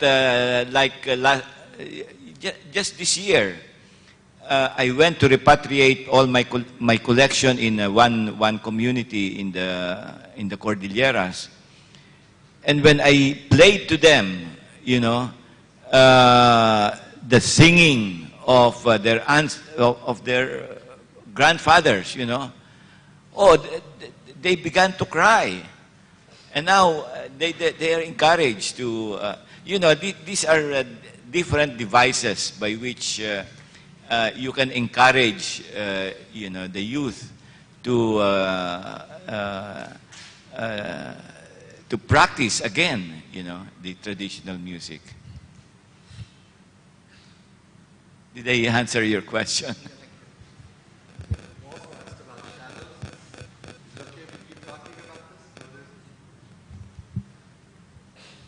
Shadows? I'm going to get up. The room we are in is a theater. Yes. It has this opening here. In English, do you know the name of this? What do we call this? opening in a room for theater? Not all theaters have this, yes? We call this a proscenium arch. Doesn't matter what we call it. But this is an invention of Greek theater, this proscenium arch. Why? Why do we have it? There's room over here. You can't see me. Before they invented this, the experience of seeing music, of seeing a play, there was no wall like this with an opening. It was all one room. Why did they do this? Any idea why these type of theaters were built? One reason, the element of surprise. If you want to see an army, if the army is coming in a big room, you can see them coming in the half-dark before they are on stage, right? But I could have many actors hiding over here, and I could go charge, and then army would come out, and you would have an emotional reaction, right? The fact that they come out at the exact moment. Comedy also uses this, the wall, that you expect me to come out at a certain way, and if I come out like that, it's different, right? We use this for certain effects. This idea of an arch, of a two-dimensional window, has evolved in the West, in painting, in movies, in theater. We have this, right? This idea that when you look at a painting, it's in a frame, right? But caves did not have frames, right? You would walk into a big space and the feeling would be different than seeing just a frame like this, right? What does this have to do with shadows? Here's my point. For 100 years of motion pictures, filmmakers have had a frame, and we worked with what was in the frame. But sometimes to scare you, in a horror movie, there would be a sound off frame. The actors would look around. What is that noise? Maybe a knife would come in at the edge of frame, frighten you. Filmmakers have been used to controlling what you see and don't see. One of the things about virtual reality, about Pokemon Go, is you can look everywhere. The audience is in charge of what they see. So what you don't see in the movie frame had power. How are we going to use what you don't see when you can look anywhere, when the audience can choose where to look? This is a challenge for filmmakers. We are at the early stages of figuring this out, but I think part of the magic of what will happen when we are no longer just looking through a window, when we can look anywhere, when the headset allows us to look anywhere, or we can move our device to see Pokemon Go anywhere, is that the unseen things, the audience will discover them themselves. They will still be artificial representations. Maybe they're just a two-dimensional picture of a Pokemon, but maybe I can walk around it. It's less of a shadow. It seems less artificial. I cannot interact with a Pokemon Go the same way I do with an image on my television screen. If I can walk around it, if maybe it can surprise me and pop up next to me where I didn't know you were there. You frightened me. This is going to change our relationship to images. There is a long history of people making images that are shadows of real life, but now we have a technology that gives us new tools that are different than the tools we've had before. Doesn't mean it's necessarily more real, but they are different ways of interacting with this world of shadows.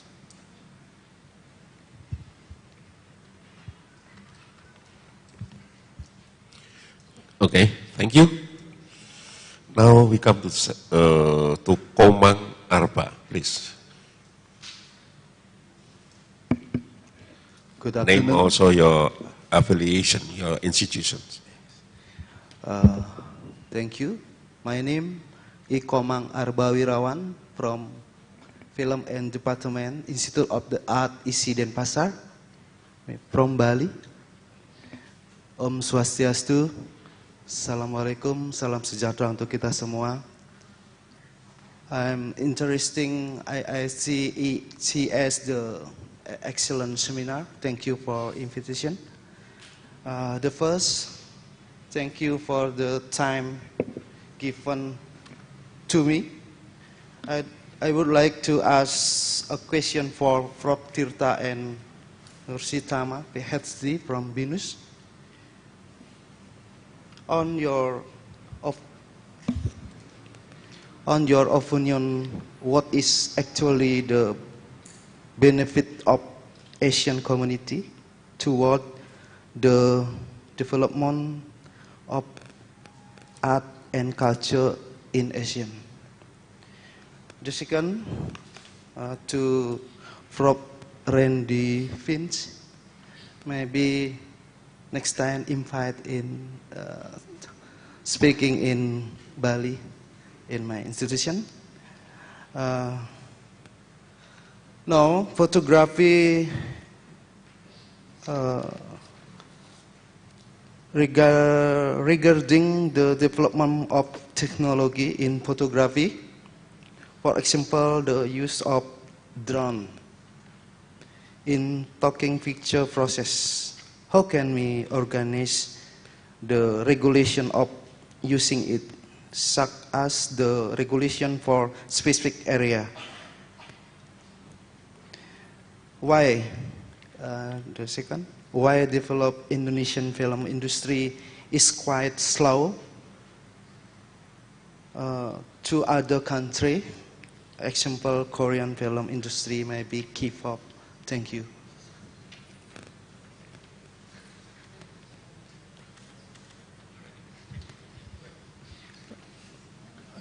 Okay, thank you, Pak Komang Arba.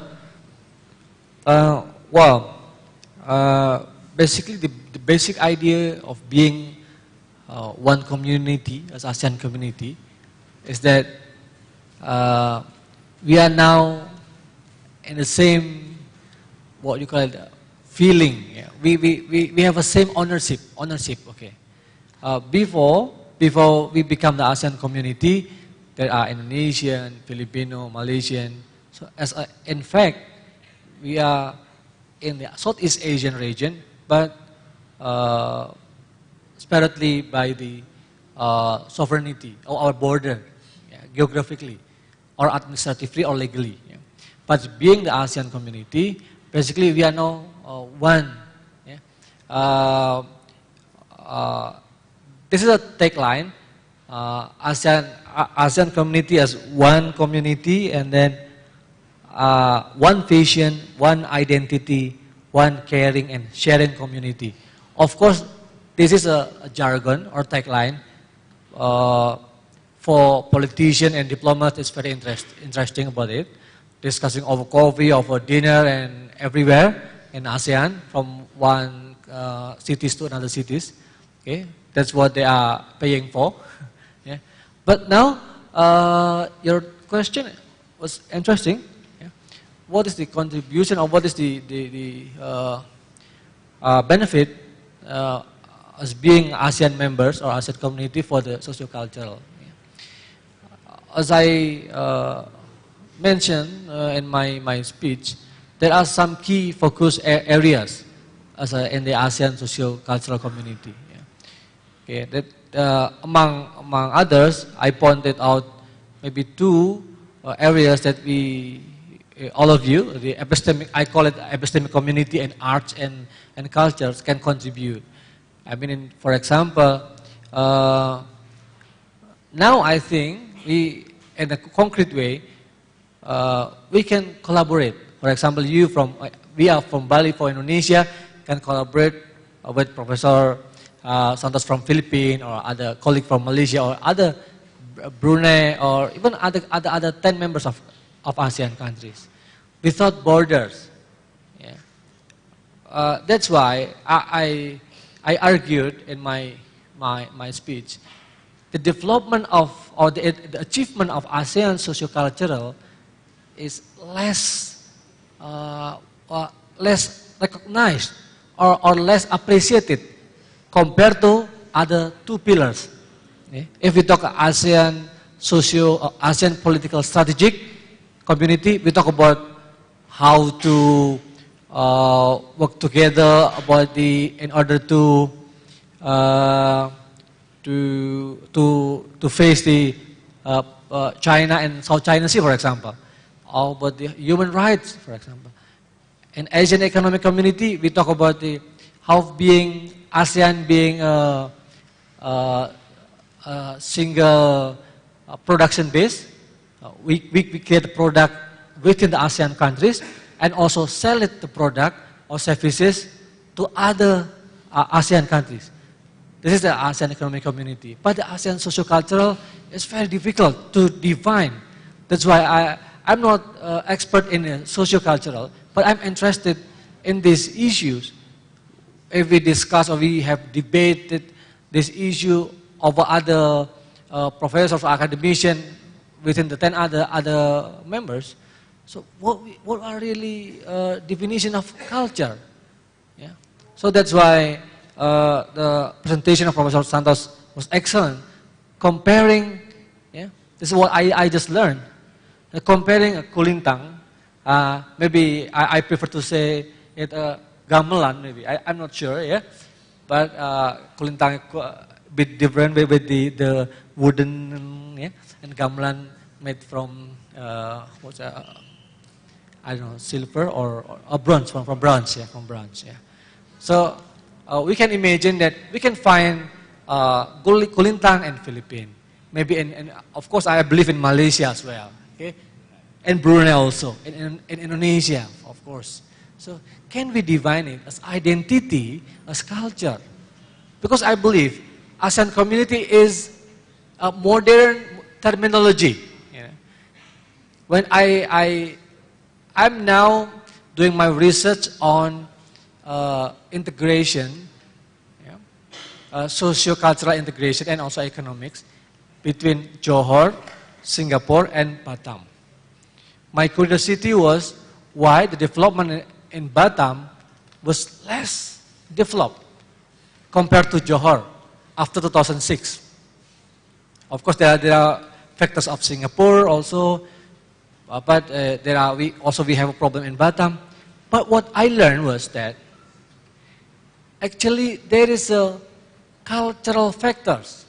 Malay people, yeah, we have been a Malay people near in Singapore, also Malaysia, of course, in Indonesia, Riau Kepulauan, Riau archipelagic, cities, yeah, or Kepulauan Riau, yeah, island, Riau Islands. So then I become realize about one of my conclusion was that in order to build the integration among the countries across border, especially here in Singapore, Johor and Riau, was that utilizing the culture. We preserve the culture. Maybe I'm not say properly using the word preserve, but that's what I know. We recognize other cultures. Okay, we say this is my culture. Oh yeah, kulintang in Indonesia. We have in Philippines as well. Oh yeah, we have in Malaysia as well.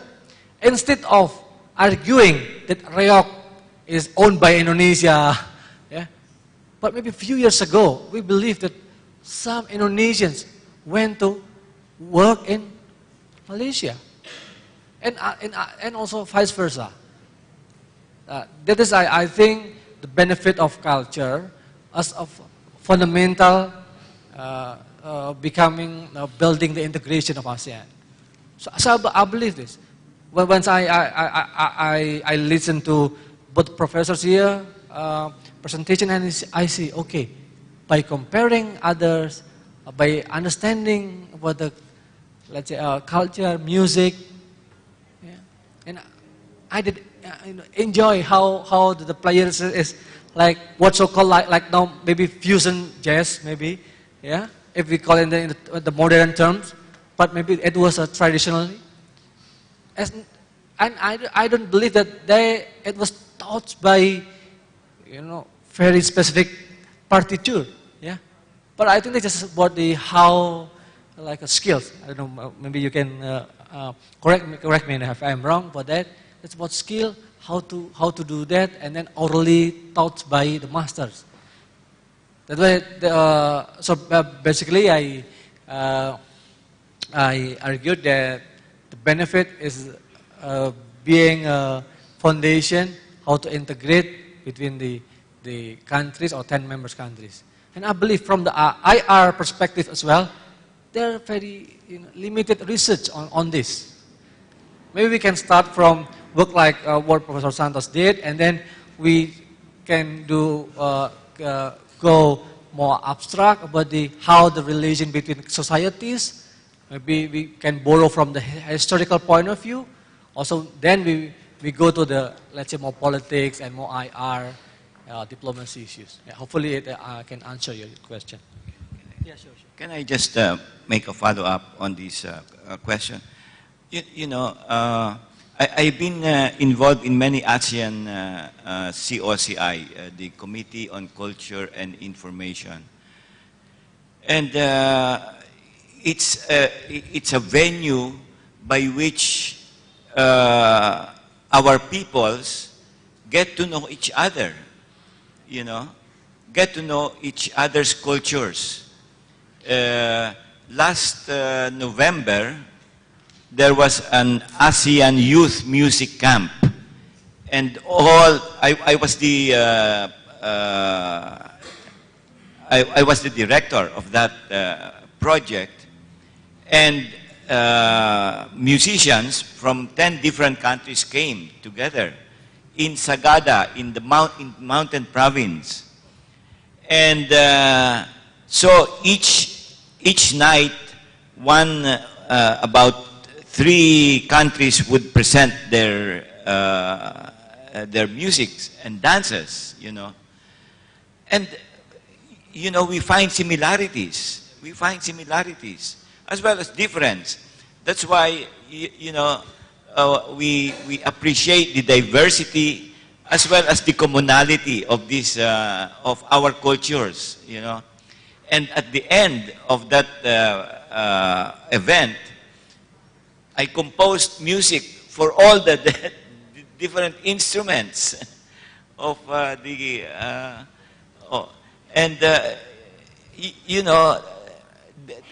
and I respected the tunings, and all that of the different instruments. And it came out very well. So things like this, it would not have happened without the ASEAN. You asked 2 questions of me. Let's save the drone question, technology, because what the professors have just been talking about, I think, is part of your second question. You asked, why is Korea having such success internationally with their culture of audiovisual industries? K-pop music, but also Korean dramas on television, Psy, the Korean. If you had asked me 10 years ago if the most popular song in the world could ever be in Korean by a Korean singer, but Gangnam Style came from Korea, why is Korea having this success right now with spreading culture internationally? I think part of the answer, first off, there is no one answer. If we knew, we would do this with every country. But I think part of the answer relates to what these gentlemen have been talking about. That 200 years ago, it was very difficult for culture to spread from one country to another. We didn't have mass media, technologies, radio, television, movies, the internet have changed this. So we need to, all these discussions about how you express power through culture, how you communicate one culture to another, become known this way, are predicated on these technologies. And also, I think, in the realm of international relations, part of what is happening is there are agreements being made between nation states about how trade in cultural products happens. The World Trade Organization has over 100 members, and to join the World Trade Organization is seen as being part of the community of nations. It lowers barriers to trade. Indonesia can sell rice, can buy steel without trade barriers. Part of this agreement is you are not supposed to put up barriers between member countries. So Indonesia isn't supposed to charge extra for steel coming from China if China agrees to take Indonesian rice without charging extra for Indonesian rice to protect their industry. There is an exception. The exception is made under the World Trade Organization for certain cultural products. To protect your culture, you are allowed to exclude Chinese movies from Indonesian television, to exclude a certain amount. Some countries have been more aggressive than others about protecting their own culture by creating barriers. China, one of the reasons China's movie business is doing so well is there are 5- and 6-week blackout periods when no foreign films are allowed on Chinese screens. This helps Chinese filmmakers because it creates an artificial market. Also, each year, only 34 non-Chinese movies are allowed into Chinese theaters at all. So this again creates, so China's movie business benefits. I don't think Indonesia is doing this. Korea has done some of this, has protected their own culture, has given support. Also, I think Korea has been very good at looking at what is succeeding in other cultures, dance music, violent drama in the movies, and copying it or giving it a Korean spin. And some cultures have been better at this than others. Korea has been very responsive to what's happening in the West. I don't want to take too much time, but I'm sincere. I think that these new technologies, this interactivity of Pokemon Go, actually favors cultures like Indonesia, where people are used to participating in cultural experiences, want to play the gamelan, want to do something with a group of people when they dance together and cue each other. And this is part of Indonesian culture. I think if there are artists here who take advantage of the new tools to express Indonesian cultural forms, there might be a Gangnam Style kind of success from Indonesia, a gamelan game that everybody plays, a form of dancing where you watch a character and you dance like this character, Balinese dance. I don't know, but I think that the potential exists. But I think, back to you, I think government has a role, and protecting your culture, I think, is a responsibility. The danger of doing this is that the other countries may retaliate and say, you're not letting Chinese movies in, we're going to charge you extra for Chinese steel. You know, so you have to be careful. Powerful countries like China have more advantages in these trade wars than little countries, but Indonesia has a big market. And so maybe there are things that your government could do. But again, this is not my expertise, this is your expertise. But I think this is an interesting group of people to have to discuss this.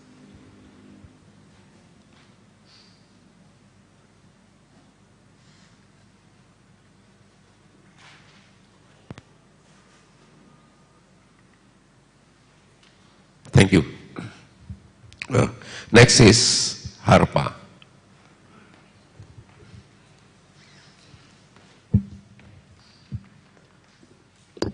Thank you. Cik. Thank you. Assalamualaikum warahmatullahi wabarakatuh. My name is Harpang from UNESA, Surabaya State of University. My major music program. I want to ask to Professor Santos from Philippines. After viewing the video, your last presentation, I want to ask how athletic method in school Philippines. Just using Western music theory or using their own learning method, or maybe have different learning music method in Philippines. Maybe like such as rhythm, scale, or maybe music theory, rating score, like music theory from Western music. Thank you. Assalamualaikum warahmatullahi wabarakatuh.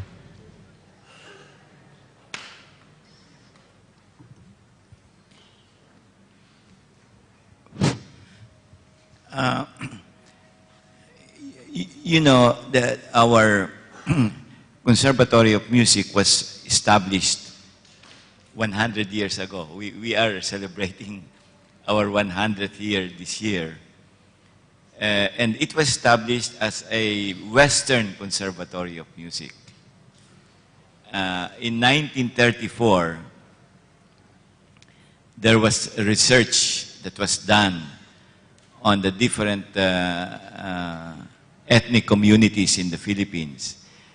And then the composers began to use melodies and rhythms from these ethnic communities, but still writing in Western art forms.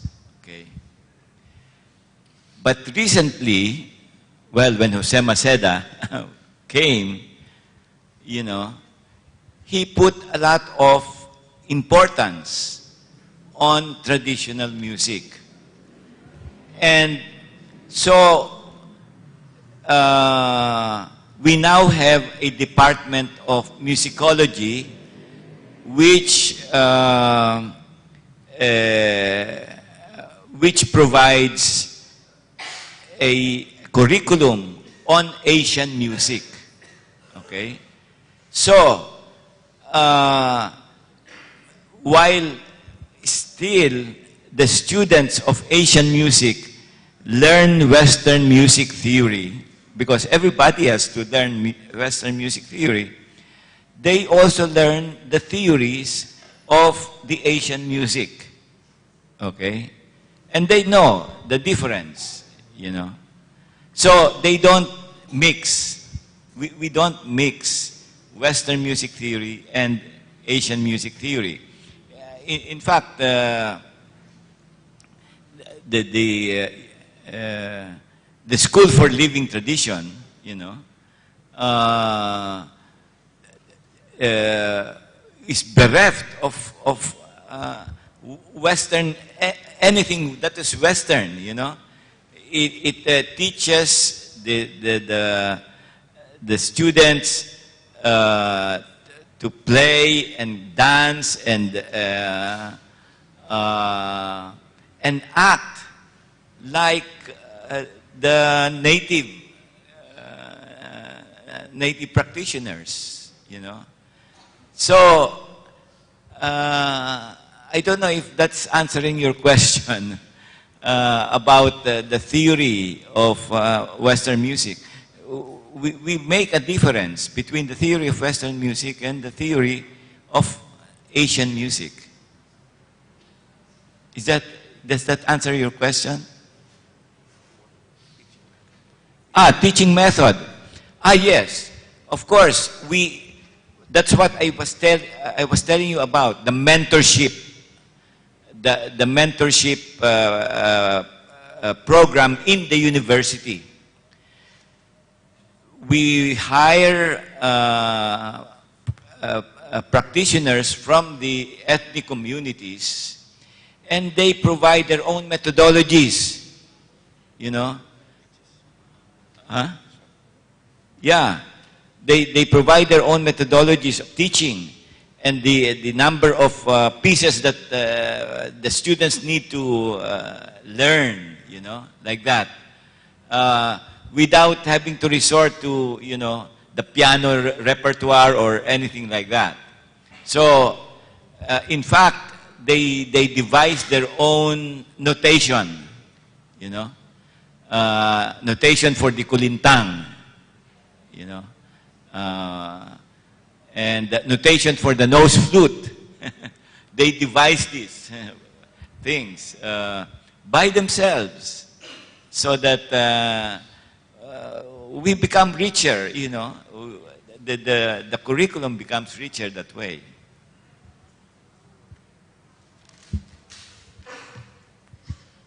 Okay. Yeah, okay. Thank you.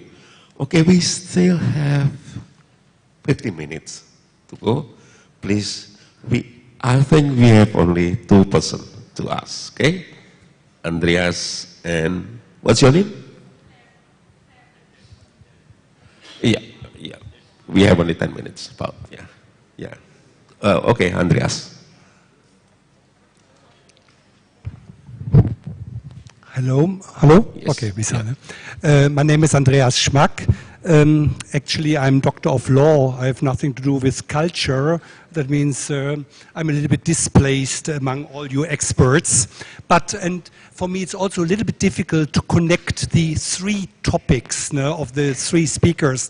But one of the main topics the last time was building up an Asian community or an Asian identity. And my question, also my statement is, do you really want that? We have a lot of people from Indonesia and we have a lot of people from Malaysia here. Ask yourself, do you really want to build up an Asian identity? No? That means, look how is Asia was, I came back to what you said, no? Asia has already, the Asian community has already been built in 1967. This is 50 years ago. What happened in these 50 years? Nothing. If you want to live in another country of the Asian community, it's not allowed. You cannot freely settle in Malaysia or in Vietnam or in Myanmar or wherever. You are fixed here. If you want to invest money, there are a lot of problems here and there. If you want to buy land, it's not so easy. That means there are problems and limitations all over. No? That means where is the Asian identity? We are even talking about Asian, but I'm sorry to say so, we sing, when we started this seminar, we were singing the Indonesian national anthem. Where are the Asian symbols? Where, for example, there's an Indonesian flag, where's an Asian flag? If you ask me, if I look the other way around, no? If you ask me, where do you come from? I tell you, I am from Europe. I am European, okay, I'm also from Germany, but actually I feel like European. I can say I have an European identity, and the European identity, I'm so proud of that, because I can live wherever I want. Tomorrow I can settle down in Greece, or I can work in England, or I can build a house in France. We are totally free in Europe, because the population wants to build up an identity. We did that, and we are all benefiting from that. We get a lot, we are economically, we are very, we are quite well, we have a big progress, and we have 70 years no war. We are happy to be European, but are you really happy to be Asian from the Asian countries? And this is actually what we are talking about. If you really want to build up an Asian community, if these are not words from politicians anywhere, no, then of course the art has to take a very big part. Because of course, socio-cultural community, of course, cultural is art. Then you can work on it. But first you have to decide, do you want that? And if you want that, then of course you have to overcome your national egoism. Thank you.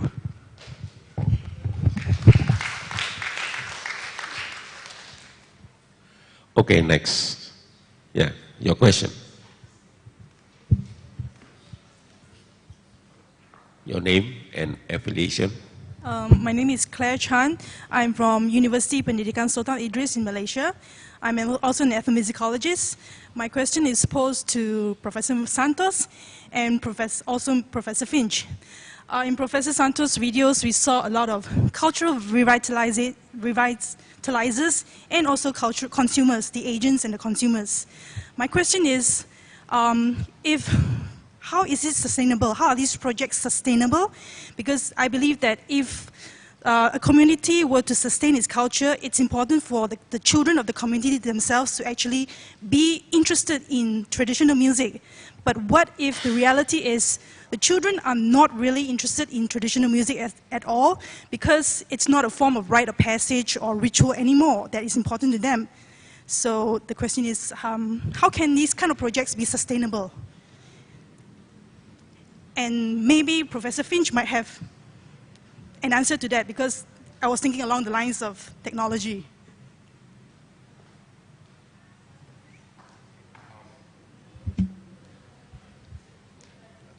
I will start saying I don't have an answer, but some thoughts.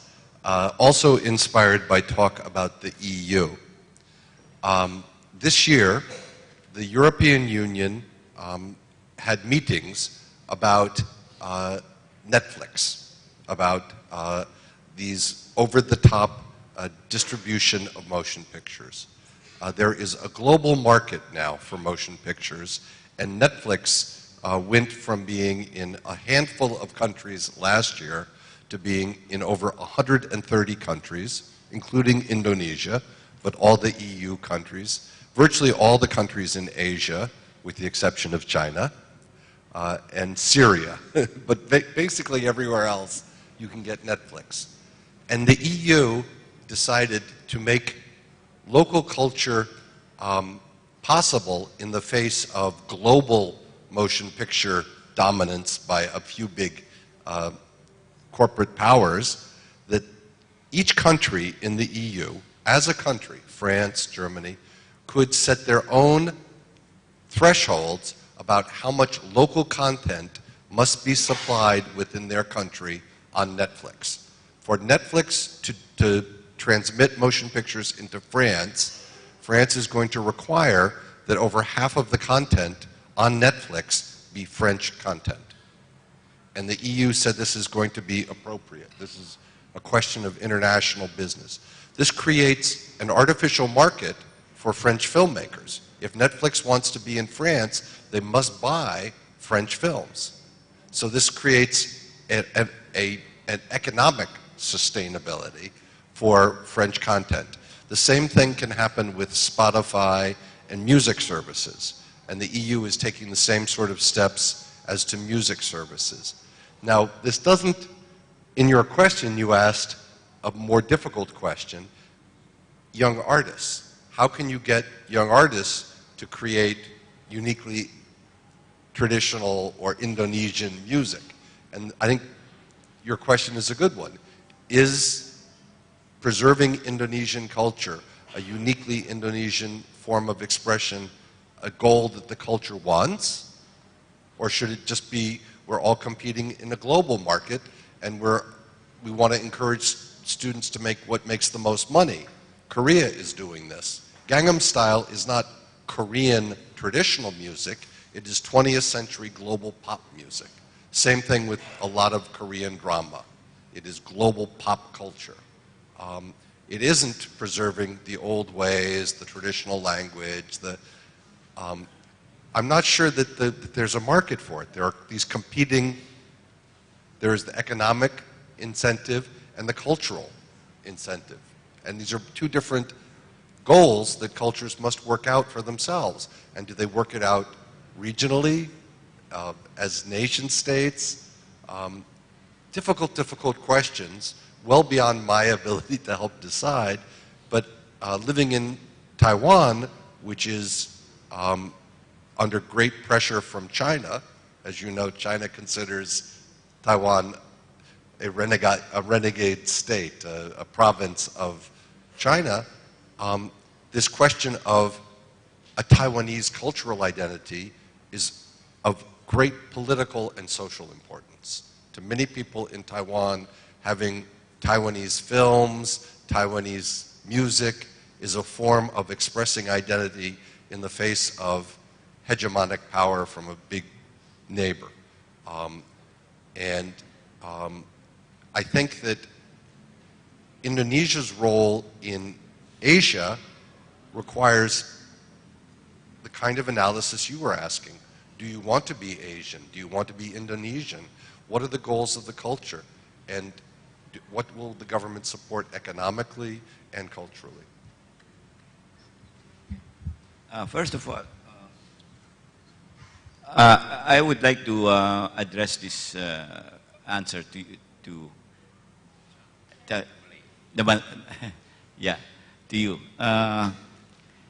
You know, it depends on the strategies that we try to concoct, you know.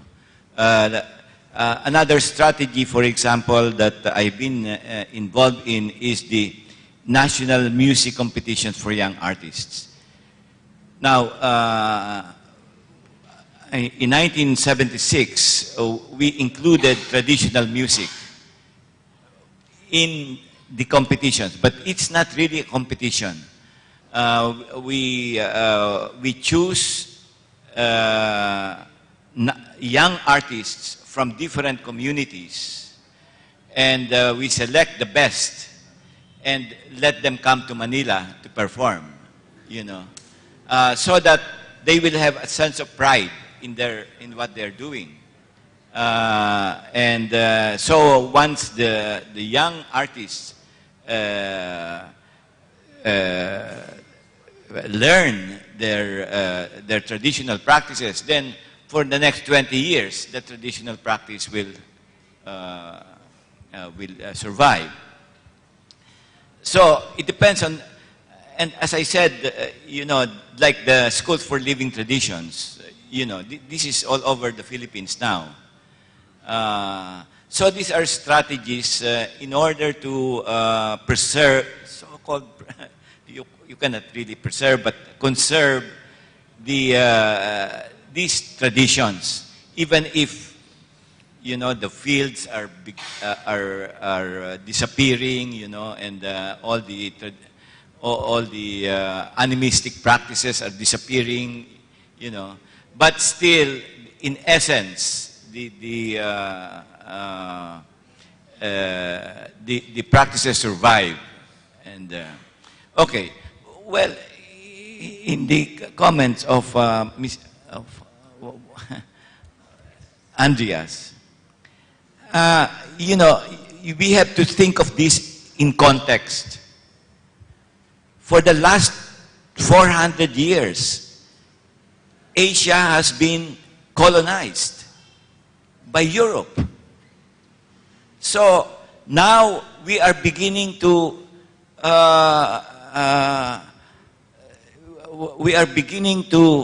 realize who we are. And therefore, the identity, we are still looking for our own identities right now because of the hundreds of years of colonization. So, but the ASEAN is a good beginning. You know, we are only beginning this. After, what, 50 years, 60 years, 70 years?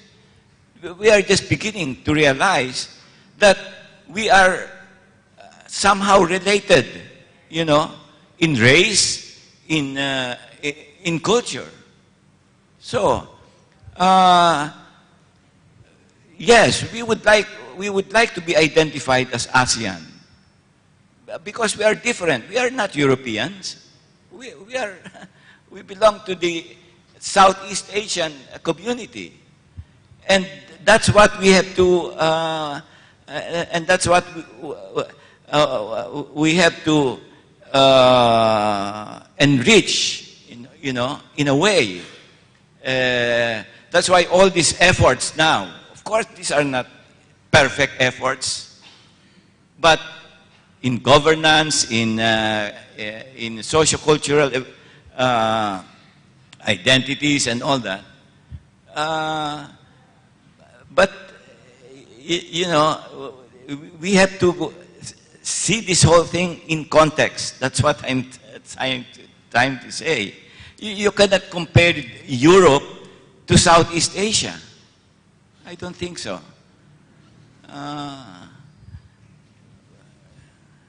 Anyway. Yeah, okay, just my short comment. Andreas, thank you. I would like to take in a more positive tone. Yeah, I mean, this is why the essence of ASEAN socio-cultural community to create the awareness. That's a good point. Yeah, we know that people who study about ASEAN, or in terms of politics or international relation or law, realize that the ASEAN is a state-led project, elite project. What we mean by elite is the head of states. That's why from the beginning I said that this is in the late 1960s, 6 head of states and also senior official Ministry of Foreign Affairs, they come together in order to prevent the communism. So in order to avoid ASEAN countries, Southeast Asian countries, to go in deep, fall into the conflict internal and also external foreign countries. Let's say on the time is a Cold War between the USSR and United States, to keep it short. Okay, and then now the process is gradually, incrementally, but now I want to say that the ASEAN and EU is not comparable, but of course we can learn from EU. Yeah? We take a different path. Okay?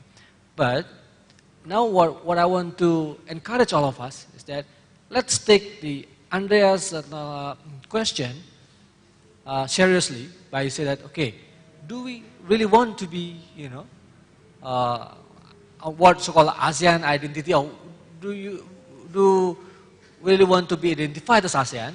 Okay? This is like a reflective question for us. That's good. Okay? Even for me, I've been studying ASEAN for about 10 or 15 years about this. Yeah? But let's keep individually. Now, what we can do for that? Because you are from the arts and culture, you can make these ASEAN things different. To music, to, I don't know, film, culture, and play, and anything. Okay? By understanding each other. If we talk about the politics, then maybe our Indonesian and Malaysian is always, fighting about the border, Sipadan, Ligitan, and other things. Okay? But here we talk about music, cultures. Yeah, we eat together. It's no problem. That's why the idea. Of course, this is not short project. I mean, maybe never-ending project. But I think the ASEAN regionalism is moving in its own way. Okay? We cannot say it's faster or better than other part of the world, European or maybe North America, or maybe South America, because I believe each culture or each society has their own root of culture understanding. Yeah? We cannot generalize all of things, then we make it standard. Okay? Of course, we can discuss over lunch, I think. Thank you. Okay, thank you, Professor Delta. Wow, the problem becomes very complicated now. But unfortunately, time is so fast and limited. And if you have still, I know that many of you still have issues to raise for the speakers, but if you do so, please keep in your head and bring it to the next or the future conference, or express it as when you speak as speakers next year. Okay? And thank you for all of the speakers, and give hand to the speakers.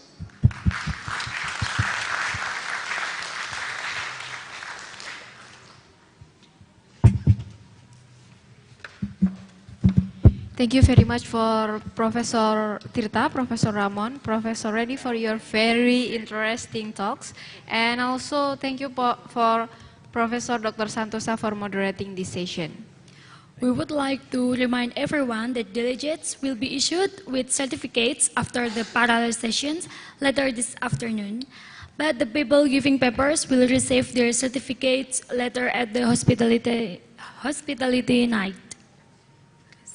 Okay, secondly, we hope you will participate our conference photo competition.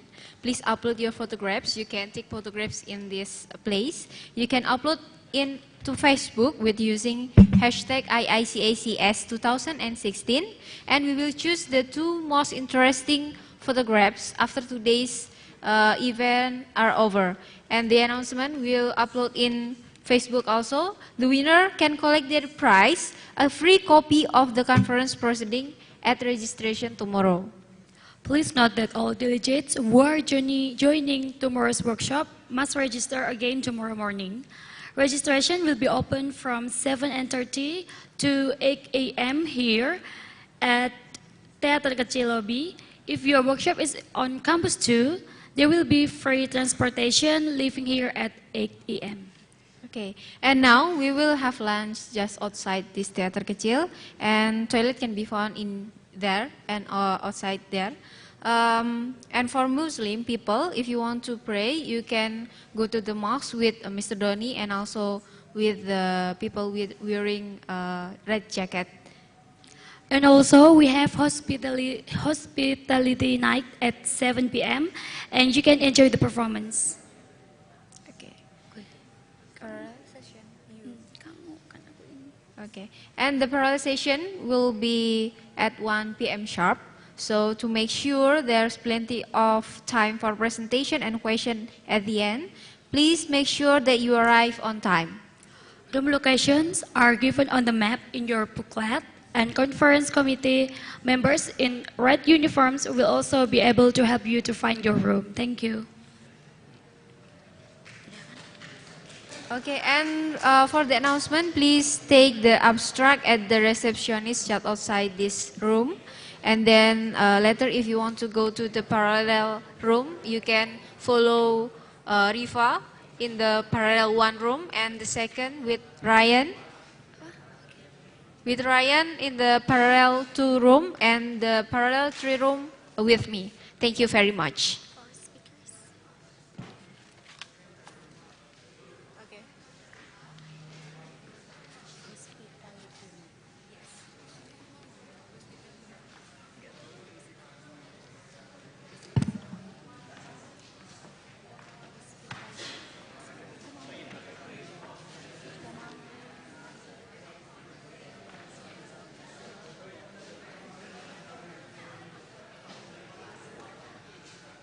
Okay.